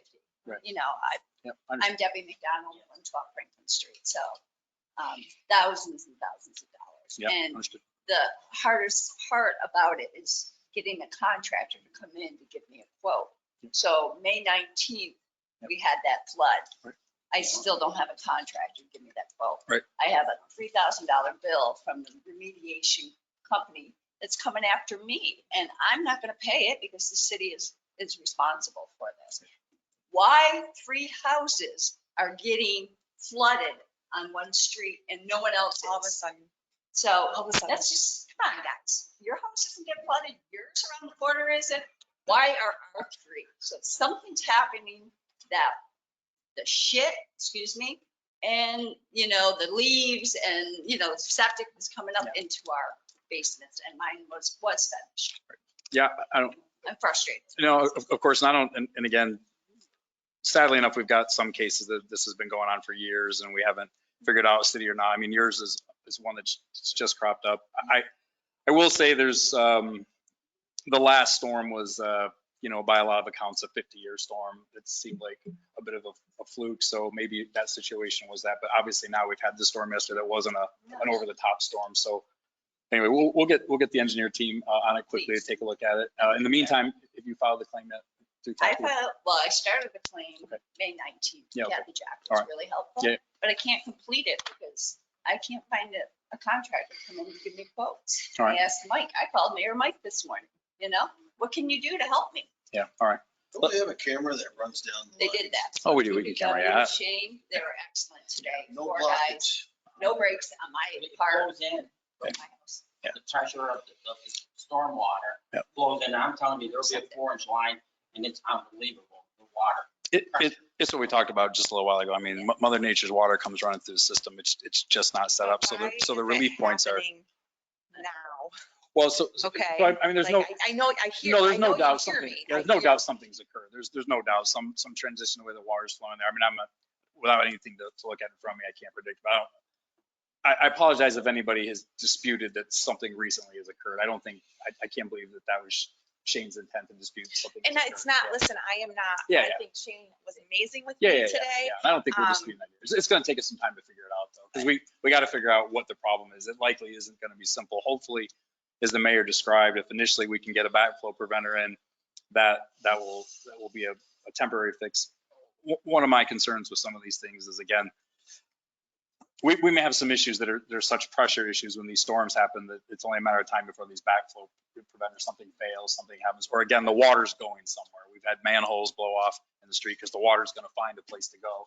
The last storm, the manholes were blowing off because it couldn't dump into the river fast enough. We don't want it to dump into the river, but it couldn't get in the river fast enough. So it's coming back out. So we'll get on it. Apologize for your trouble. It is new. We do have a lot going on, obviously with the systems of just certainly altering the ground and the path and the flow of water, et cetera, but we'll be back to you soon. So in other news, like how responsible is this MCI company? I mean, Well, it doesn't really matter to you. It doesn't? You're responsible to us. You know, I mean, it's whether we get back to them or not. I mean, it's a city issue. They work for the city. So your responsiveness is to us. Our method typically would be to hold them accountable for that. They're doing what they've been directed to do. They've been given plans to do, et cetera. So, and if they did something wrong, it would be ours to recourse to them. So time frame, what do we, like, I have major damage, I have about $15,000. Yeah. Damage, 2 boilers, Yeah. you know what I mean? I think What are we talking, a week time I should have? Well, I it don't- here in my house? No, I don't know, but I mean, honestly, I'll get an answer before the week's over to you, but I think the bigger answer for you is how I'll see if we can assist in trying to find somebody to help you with the work too. That's just probably the greater issue right now. Like offer next Thursday. We can put a backflow preventer in tomorrow, and if that stops the issue, but we've got to get this damage repaired. So let Shane and I talk about it in the morning, and we'll figure out if we can accelerate things a little more than we're doing. The long-term fix, figure out the problem. I mean, I hope we're not talking weeks. I hope the engineers can look at what's going on and determine where the issue is. Again, if it's an issue that we simply can just fix by the city installing backflow preventers, then so be it. I'm a little concerned that it may be more. I think they need to get a backfill before they even repair the damage. It's rainfall, we're gonna. and that's the anxiety of it, right? Like, so the anxiety is, oh my goodness, when's it gonna rain again? Because that's when my basement's gonna flood again. Yep. Right? When's it gonna rain again? Like, Mine's are redone, we finished basement, my Yep. son's home from college. I'm aware, yep. Middle of the night, woke up Mhm. with 3 inches of water. I'm aware. Yep. so thank you for hearing us, but I do think that the sooner the better, because I can't just get everything out of my basement that has been ruined and continues to be ruined. Understand. So, okay, thank you.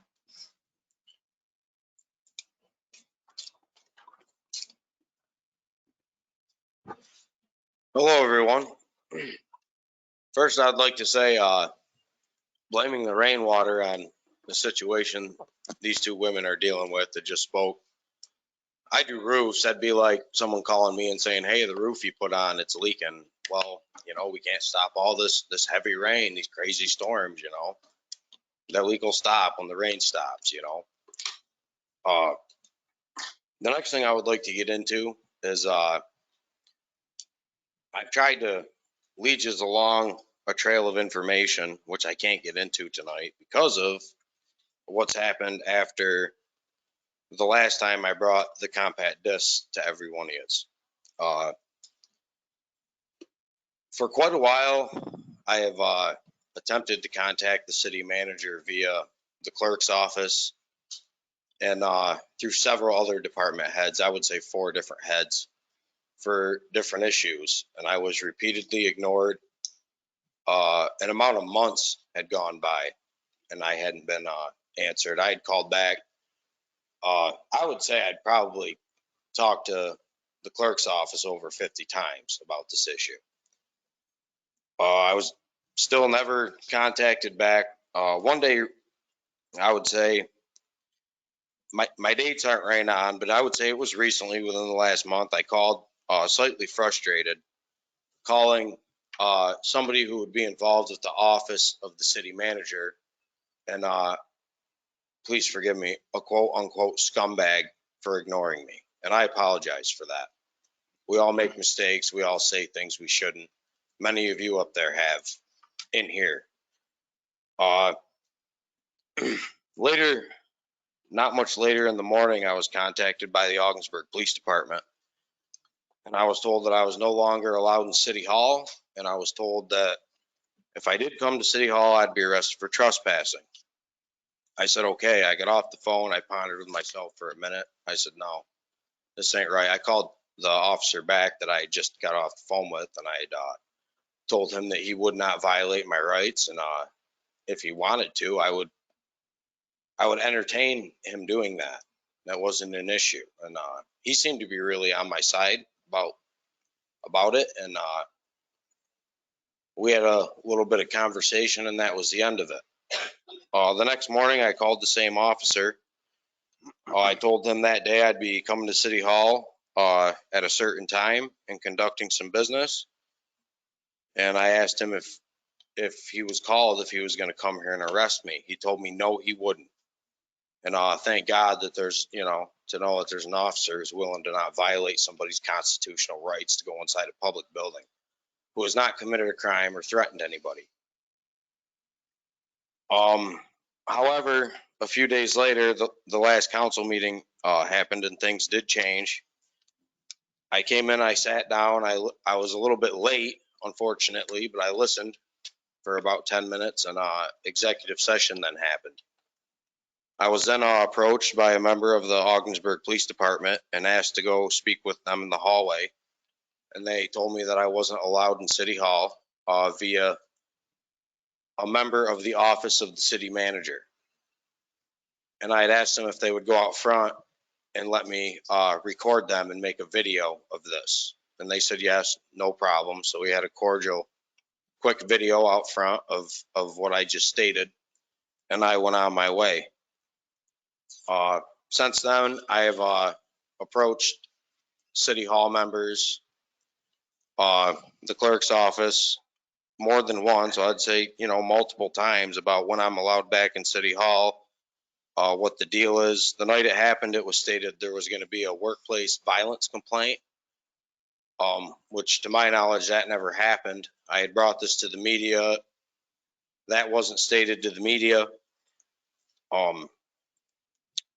Then it got to the point where I just wasn't answered. And this morning happened. I called. I said, I would like to know if I'm allowed to come to the meeting tonight here at City Hall and speak. I was told no, I wasn't. And, via the office of the city manager. I had spoke with Ogdensburg Police Department afterwards, and they told me that I would be arrested for trespass if I came here tonight. Since this happened, after that I called Albany, the Office of Free Meetings or Open Meetings, whatever it's called, don't quote me. I talked to some attorneys too as well, and I also talked to the St. Lawrence County attorney. And they were all they couldn't believe it, They said, oh, that's how it goes over there. So I hope you all realize, the way things are being ran here, underneath the boogeyman. I tell these ladies, that's the boogeyman, that's the wake in the water run into their basements too. Have a good night, everybody. You too, Greg. Thanks, Steve. Oh, I also wanted to say, Steve did reach out to me through Kathy today to meet me here 15 minutes before the meeting started tonight. He did reach out. I declined. Is there anyone else on to speak? Laura Rothel, 728 Patterson Street. I think you all know me. My family has lived at that location since 1930, 92 years. And up until they did the Patterson Street project, we had never had water in the basement. So of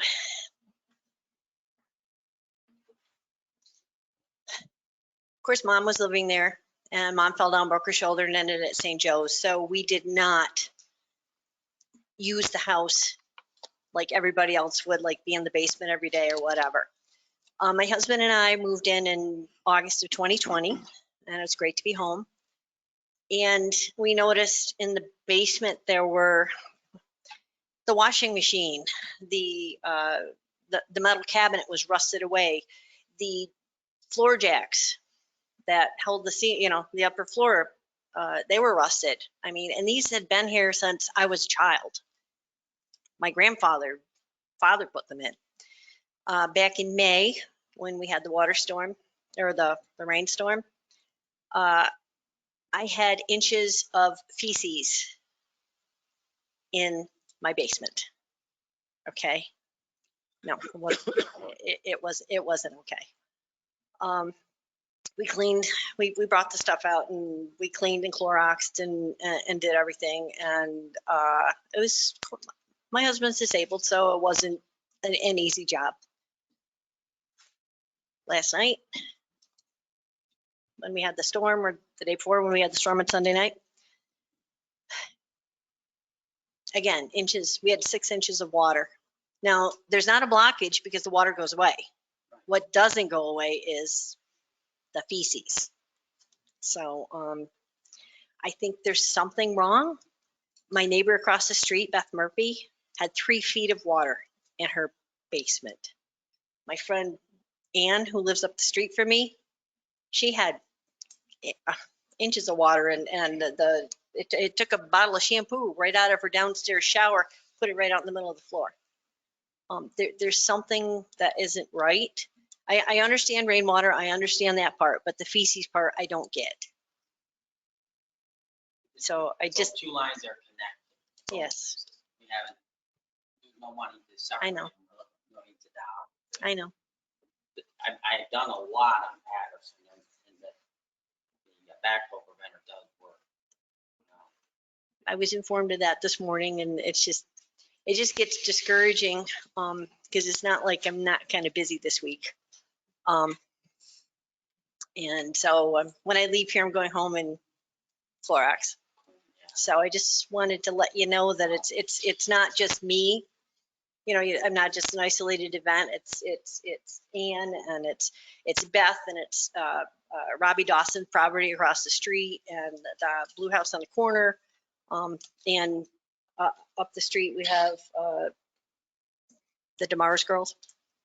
So it's that area, but it never ever, and I can swear to God, never happened before they did the project. Did these projects reduce the size of the outflow lines?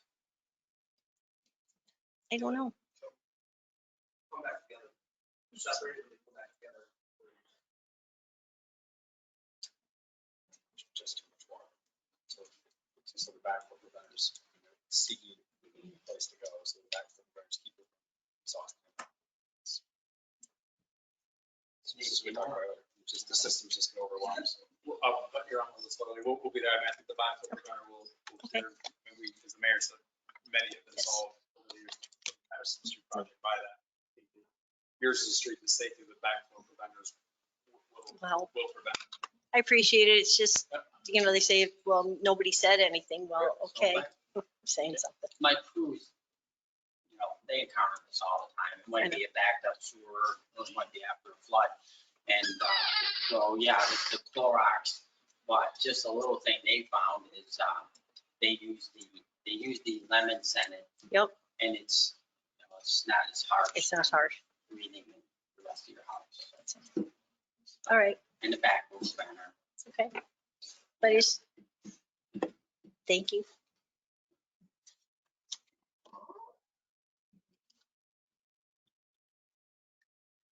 I live 2 doors from Laurel. At 2:30 this morning, I had 5 inches of sewage water in my basement. I spoke with Shane this morning, and he mentioned about that thing that goes on the backflow thing. But Shane, also, we talked, and it never started until after Patterson Street. And after we talked, he asked, was it right after? And I said, no, it was a couple years after. They had put a valve in there at that intersection because the sewage, the smell from the sewage was so strong. It occurred after that. This morning, when I stood on those basement steps and I saw 5 inches of sewer water and a bottle of shampoo floating by that had about that much in the bottom of it. It was on the floor of my shower.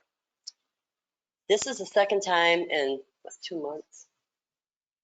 And I understand what you're saying about these valves and whatever, but personally, anybody that has a sewage problem as a result of the Patterson Street project, and that's what this is about, should not have to pay penny one to have that installed. They've already lost enough. I've lost a lot out of my basement. Nothing is on my basement floor. Nothing anymore. Except that this morning when I had 2 inches of shit in plain English, and there I am with a hose and Clorox, 4 o'clock this morning. You guys got to do something about it. I don't know, Shane, if you checked that valve, you said you were gonna go check that? The bell's not the main screw on it, it's in the drops and stuff. So you may not let it go back up to the drops. Can it be fixed? We take them out. Well, you know, something that smells in my cellar every time it rains. It's ridiculous. You guys got to do something. You got to do something. People are losing, and this is all the way around to Hamilton Street. There's a lady in the 800 block of Hamilton Street, the same thing happened to. It's right in that area. And I want to thank Kathy today. I called and talked to her a couple times, and I appreciate your help. Mr. Jelly, I asked for you to call me and talk to me. I know you don't like me, which I really don't care, but at least have a common respect to call me. Thank you.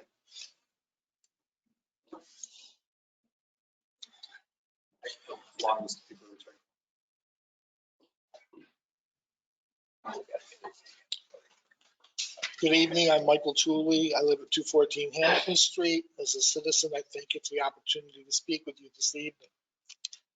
First, during items for discussion, I asked City Council to offer their opinions in reaction to the City Manager's comments that Ken Gardner should be replaced as Executive Director of the Augsburg Volunteer Rescue Squad. I'm curious to know if this is the official position of the City of Augsburg. Next, for the most part, I support your planned actions tonight for responsible use of fund balance to cover the needs identified in the budget modification schedule. Where the budget modifications identified in police and fire, factored in the graph shared twice with you in recent months by administration in the 5-year budget projection. If not, this might explain the difference between the graph's projected 2023 deficit of 700,000 and the $2 million figure now projected by the city manager. Next, about sales tax. When I provided you and public estimates of sales tax revenue based on home rule, a lot of my estimates were based on the projections given to you at the second meeting in November 21 when developing the 2022 budget. At that time, it was estimated that a conservative number without home rule of $3 million could be budgeted, and that if home rule had in fact been enacted before that budget was adopted, then an additional $2.5 million would have been added to the budget. So there's some variance now between those numbers and where we are now. Looking at the home rule legislation, back in November, it was estimated at a 1% increase in the sales tax percentage assessed would produce $200,000 a month. But in the June 27th presentation, it was estimated at $120,000 a month. So a pretty significant variance that obviously impacts my earlier projections. You know, the budget for this year called for $3 million without home rule. So home rule revenue would have been, you know, additional revenue to add to the fund balance, support programming, whatever. But instead, listening to the presentation tonight, it looks like we'll be challenged to achieve $3 million with home rule and with the additional monies provided to us by St. Lawrence County. I mean, what this speaks to, as was mentioned last fall in developing the budget, was the uncertainty of where sales tax revenue might fall. And I remind City Council that you had an opportunity to take a more conservative approach in adopting the 2022 budget by delaying at least for 1 year the 10% tax rate cut you adopted, keeping the 22-20 tax levy as in 2021, and reducing budgeted sales tax by $550,000. You chose not to pursue this more conservative stance, and 2023 budget challenges are greater than they might have been because of your decision. Thank you.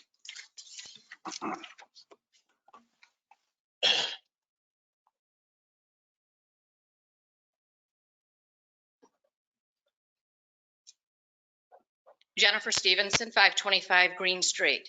I would like the council to consider having an information session for the citizens of Ogdensburg. It's been about 3-4 years since we've been working on the wastewater treatment plant. And I think that it would be good to remind everyone why that project was started, the speedies permits that we had to go through, the warnings from DEC, so they understand that it was not an option, that it had to happen. And perhaps at that point, we can ask Dank, if they're the ones, or the engineers, whoever's going to do the work session, to explain why wastewater and storm runoff has been combined, why it's been separated, what the general thought is with that, and what the requirements are with that. Because there's a lot of difference between just saying, all right, we're going to separate it, or we're going to raise weirs, or we're going to do this.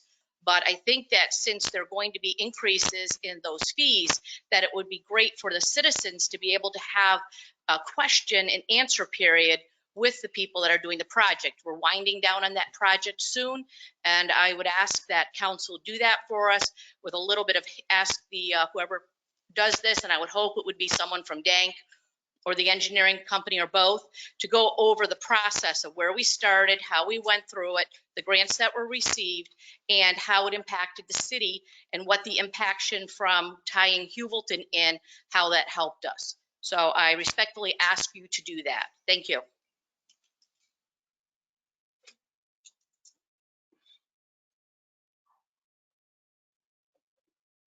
I'd just like to follow up on a question I asked at the last meeting.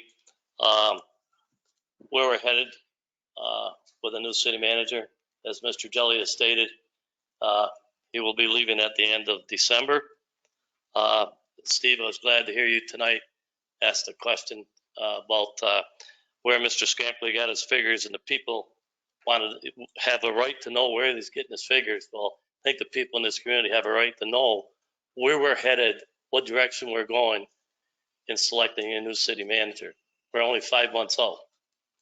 I hope there wasn't any bantering on that subject at some of these after meetings. When this new administration took over, you touted a 20% tax decrease. As I look at some of you guys, you're business people, all right? So you're cutting the taxes 20%. You had to have some form of ideas what new revenue sources you were going to come up with. Is right or wrong? I know it's not a question and answer. It must not have been that you had any new revenue sources. And when you're building your budget, I guess I'd like to direct this to Mr. Jelly.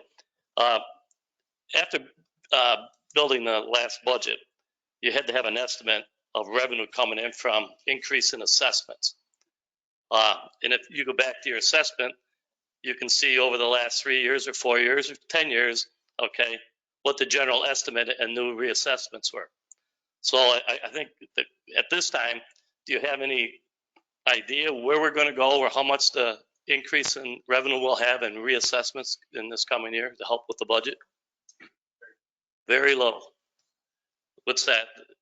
100,000? $500,000? Maybe 100. Our reassessment being done in the city won't hit city taxes until 2020. No, that's the full reassessment. I mean the reassessment for next year. It'll be nominal. Okay, thank you. Remember, it's going to be nominal.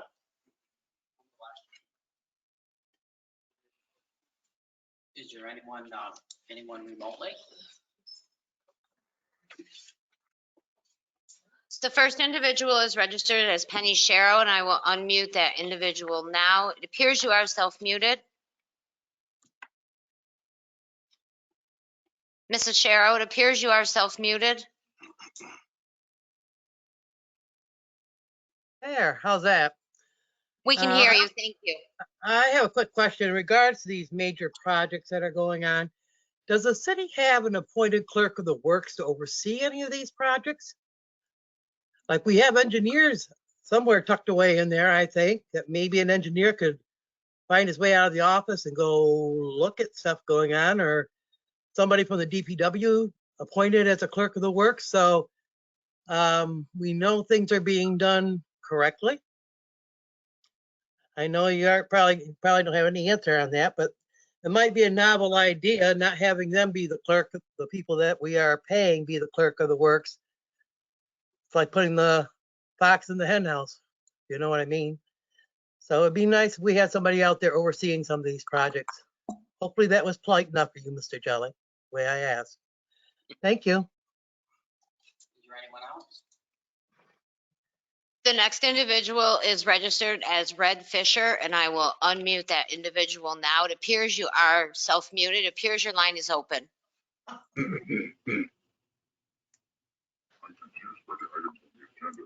$997,000 to be transferred from the fund balance to pay for budget shortfalls.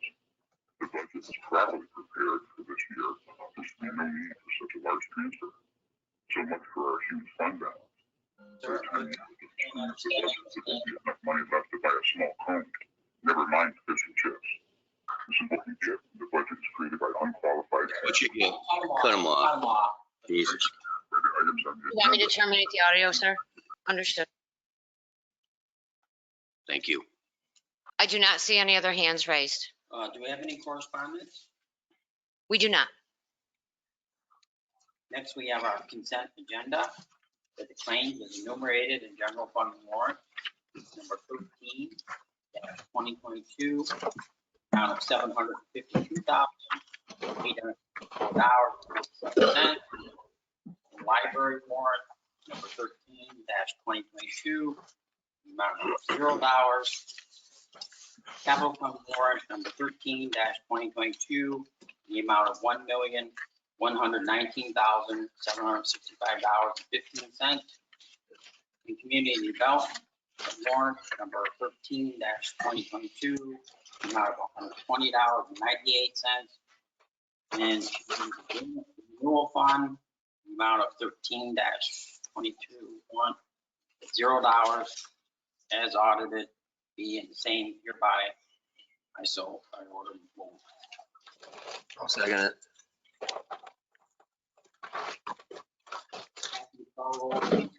Mayor Skelly? Yes.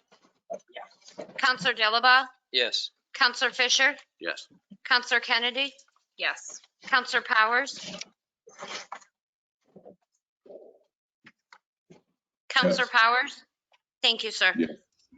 Counselor Reish? Yes. Counselor Scamperly? Yes. Approved. We do not have any appointments. Our first item of business will be read by Director of Planning and Development, Andrea Smith.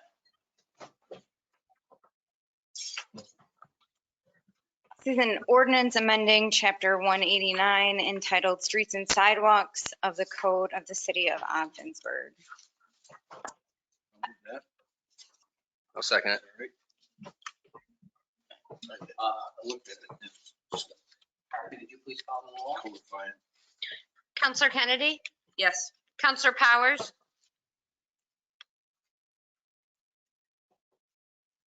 Sorry. Yes. Counselor Reish? Yes. Counselor Scamperly? Yes. Mayor Skelly? Yes. Counselor Dilaba? Yes. Counselor Fisher? Yes. Approved. Our next item of business will be read by Director of Planning and Development, Andrea Smith.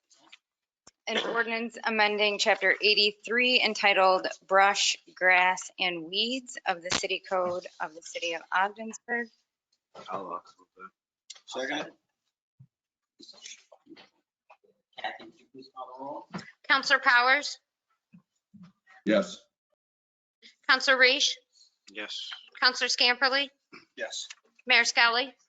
Yes. Counselor Dilaba? Yes. Counselor Fisher? Yes. Counselor Kennedy? Yes. Approved.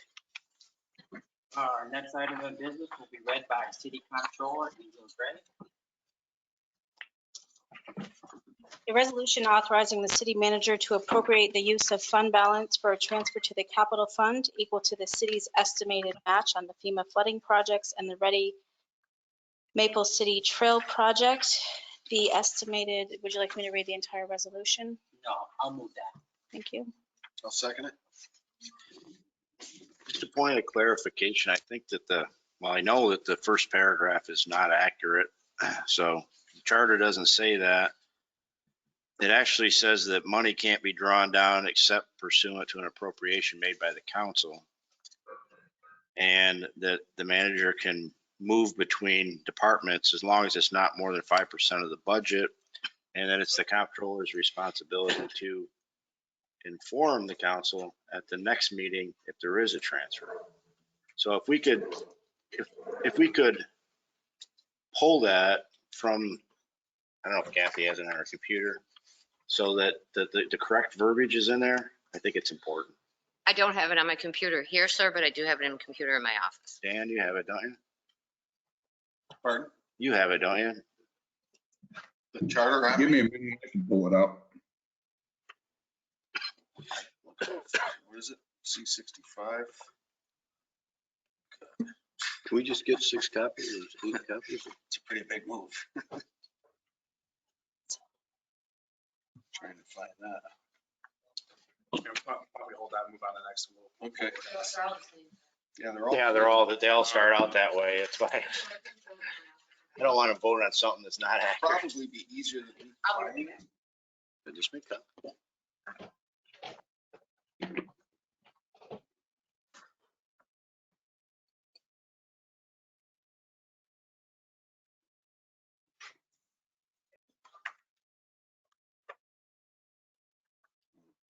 I got it's gonna be this charter, but see.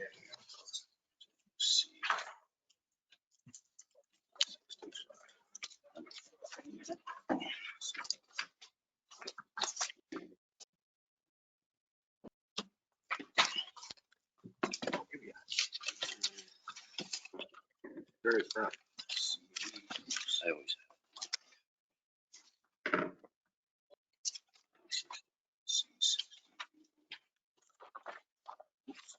It's a lot of verbiage, but I mean, that's what it says in a nutshell. And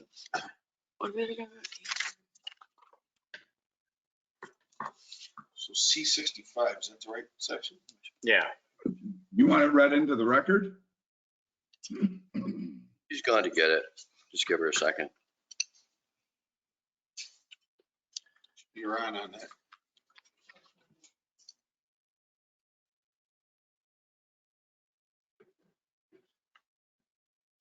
so the point is that you can't spend any money unless it's in the budget. You can move things around as long as it's less than 5% of that department's budget. And if you do move something, the comptroller is responsible for informing us of it. That's it in a nutshell. So is the fund balance? Well, it says upon his written request, the council may transfer. That's why you're going to vote on it. Yeah, I just wanted to make sure we have it in there right. It reads like it's Attorney.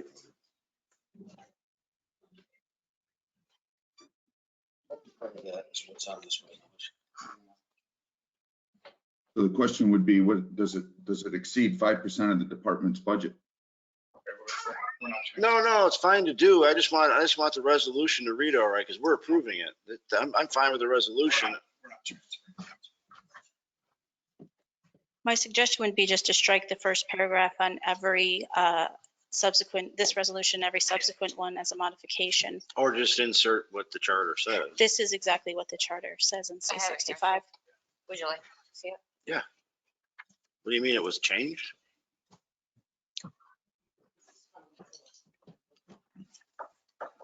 Right, but it doesn't have the part in about how the process works and everything. That's my point. However you want to handle it.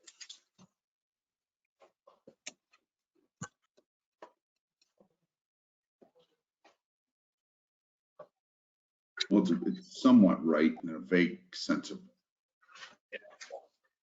So there really isn't a section that covers transfer from the fund balance, right? Yeah. So that's the closest section that covers it. And it's really it really isn't a transfer. This section really alludes to transferring between departments, et cetera. I think, again, the vague allusion there is city council has to approve the reappropriation of the money. So however we word it, council is ultimately approving additional money to be added to the 2022 budget. I think. So you want to strike the first paragraph? Yeah. I think that would make sense All and just leave the fine resolution, with the that. pure activity of appropriating the fund balance without a description. And to the last coverage, you're adding it to the 2022 budget. So striking the first whereas. Yes, please. So I'll make a motion to strike the first whereas. I'll second for you. And do you want to change something in the bottom, Steve? I think it's now therefore be resolved, the city manager is hereby authorized to make the following budget adjustments to the 2022 budget. That's all right. Okay, so just the one amendment then. Kathy, would you call the roll on that? This would be to amend. Counselor Reese, Yes. Counselor Scamperly, Yes. Mayor Skelly, Yes. Counselor Dilaba, Yes. Counselor Fisher, Yes. Counselor Kennedy, Yes. Counselor Powers. Just for point of clarification, are we doing this, is this a motion to clarify for each and every one of these going forward? I'm To fine save with that. time. Yeah, I'm fine with that as long as everybody else is. Save time. All right. So Counselor Powers, your vote? I'm sorry. Yeah. Approved. So should the change in the resolution say bill number 71, bill number 72? I will make sure the record reflects that, sir. Thank you. Yeah, for sure.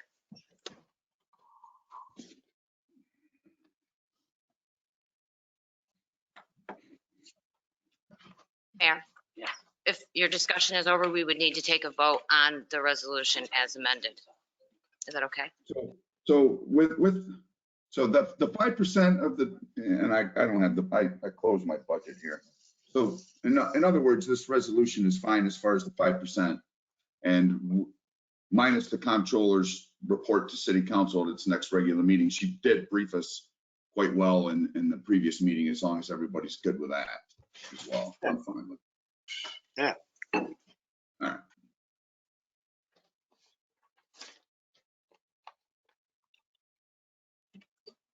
Yes. Counselor Scamperly, Yes. Mayor Skelly, Yes. Counselor Dilaba, Yes. Counselor Fisher, Yes. Counselor Kennedy, Yes. Counselor Powers, Yes. Counselor Reese, Yes. approved. Our next item of business will be read by City Comptroller Angela Gray. The following is a resolution authorizing the city manager to appropriate the use of fund balance for additional anticipated costs in the code enforcement department in the amount of $521,000. I'll move that. I'll second it. And that's for 371,000 for The- cheese plant demolition. It's the demolition of 8 buildings Oh. And then that's the the- bulk. and then Oh, that's the right. Okay, environmental sorry. and tipping fees. All right. Okay. Kathy, would you please call the roll? Mayor Skelly, Yes. Counselor Dilaba, Yes. Counselor Fisher, Yes. Counselor Kennedy, Yes. Counselor Powers, Yes. Counselor Reese, Yes. Counselor Scamperly, Yes. approved. Our next item will be again read by Angela Gray. This is a resolution authorizing the city manager to appropriate the use of fund balance for additional anticipated costs in the following departments: comptroller, expenses on property acquired for taxes, and Parks and Recreation Administration in the sum of $283,810. I'll move that. I'll second it. Kathy, would you please call the roll? Counselor Dilaba, Yes. Counselor Fisher, That's 283,000? Yes, it's 40,000 to the comptroller, 240,000 to the property acquired for taxes, which is the 212 Ford Street project, and 3,810 for the additional amount on the roof. That's just charged to the Parks and Recs Department. Just The roof did where? the last meeting, did we have, where there was a resolution and we were just going to let them fix their building?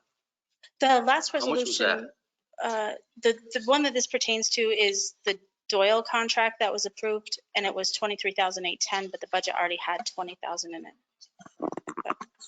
We talked about it in executive session, but Okay. this is the first resolution you've seen.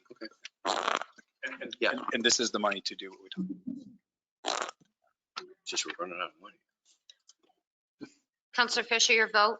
Yes. Counselor Kennedy, Yes. Counselor Powers, Yes. Counselor Reese, Yes. Counselor Scamperly, Yes.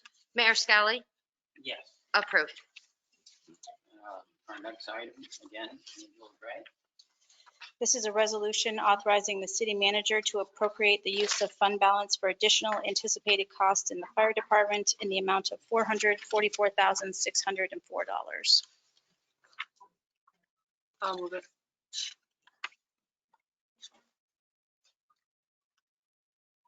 I'll second it.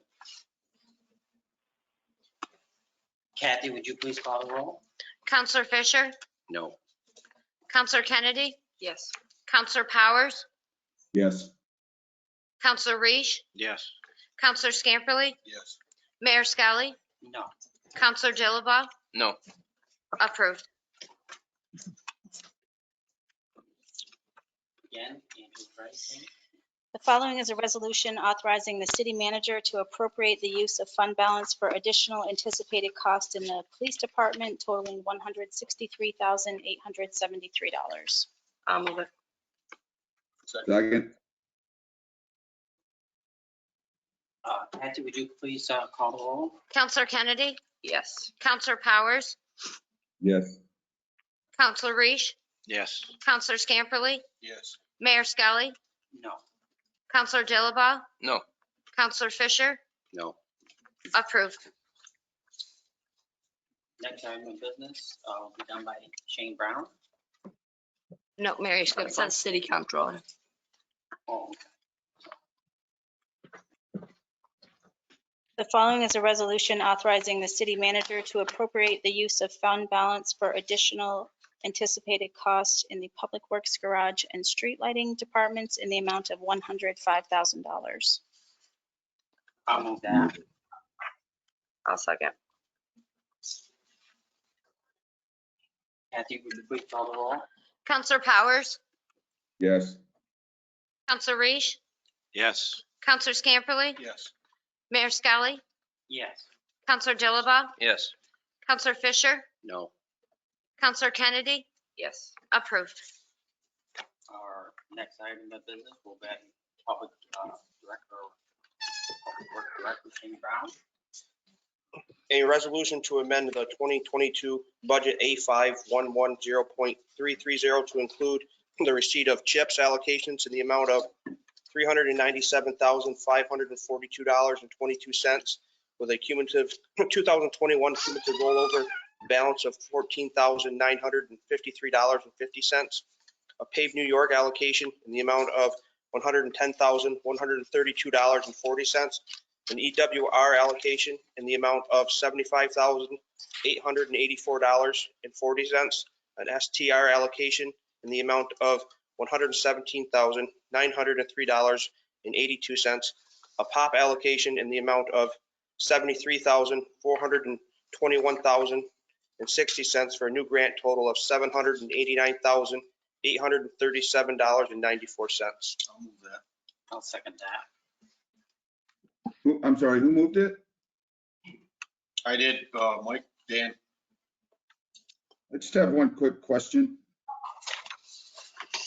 In the resolution, it calls for to include the receipt into the permanent improvement of highway capital construction expense. I don't find that line number anywhere in our budget. Can you direct me as to where that is?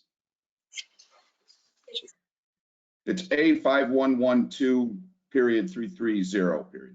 That's the city code, but Angela has another code we have to use for the state. So the city currently budgets for all of this under A5110 as a department. Each year, the state comes back and asks us to reclassify those funds to Department 5112. So rather than go through that every year, I just suggested that we use 5112 as the department for CHIPS money because we're reclassifying it at the request of the state comptroller anyway.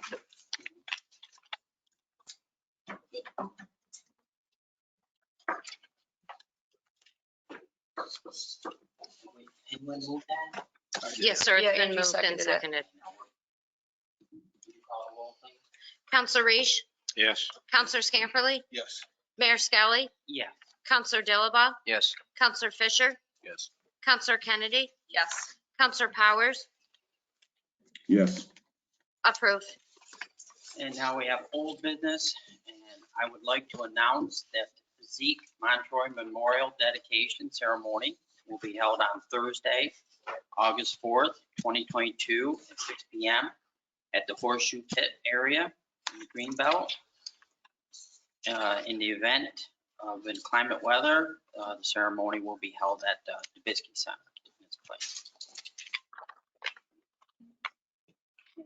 And any other old business?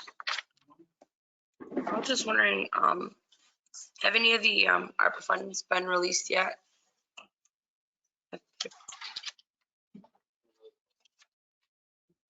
How close is really close to somebody getting a check? We got about 10 or 11, or just about all of the hurdles, and we got checks will be going off this month. Yeah, people are just, I've got a couple calls, people are anxiously, they've got contractors who are skipping them because they don't have the funds, and now they're being pushed back until, October and November for projects that needed to be summer projects, so. And those are the people that, there's heating units, they're things that are going to be vital.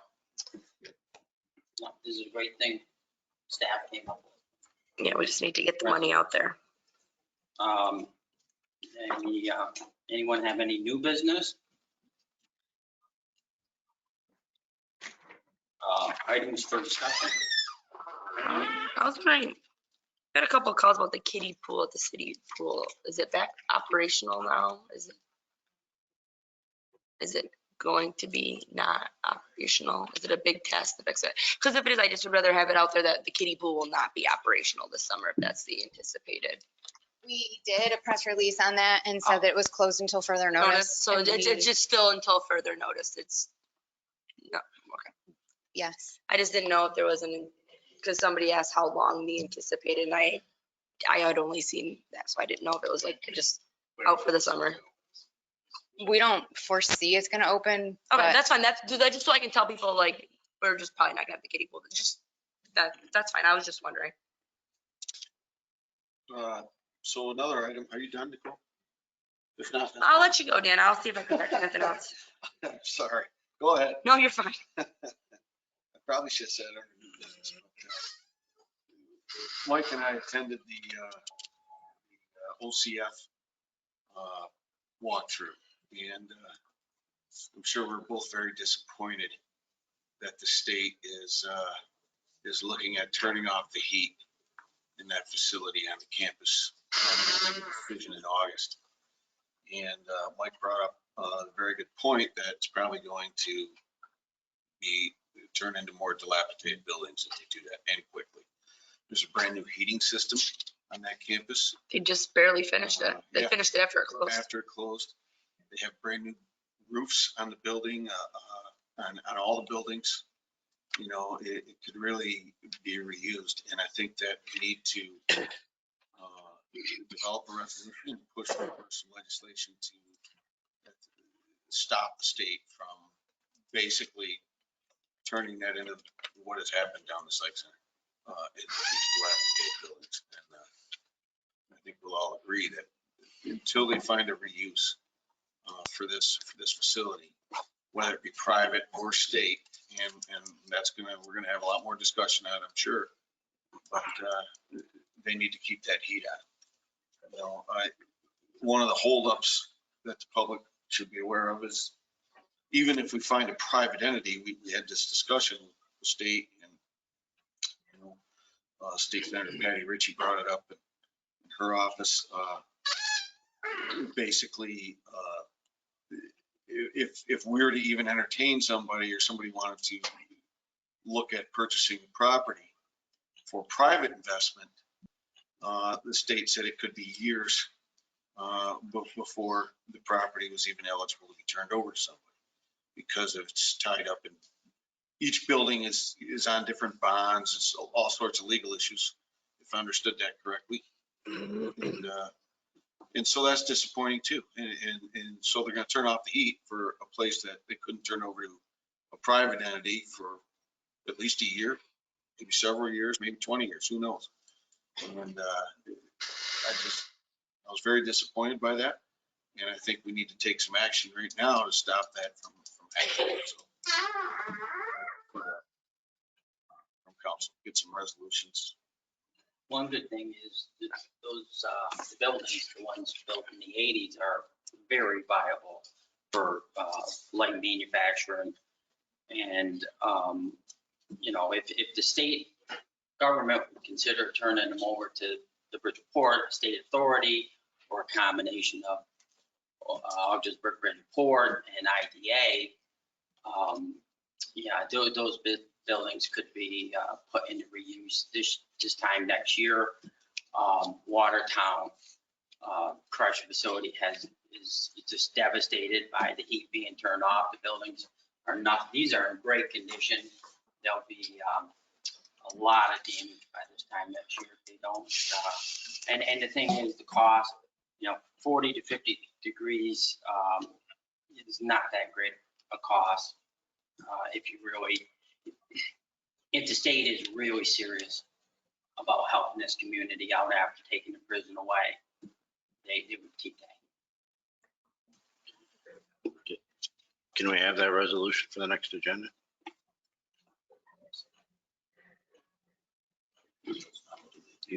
Okay.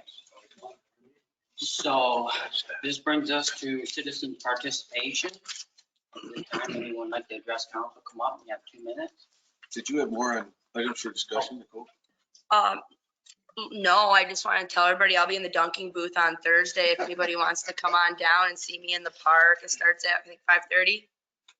5:30, I will be there, ready to go. So bring your good throwing arms. Me too.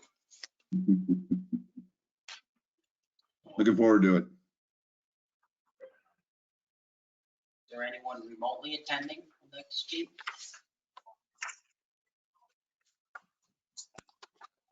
The first individual is registered as Red Fisher, and I will unmute that individual now. It appears your line is open.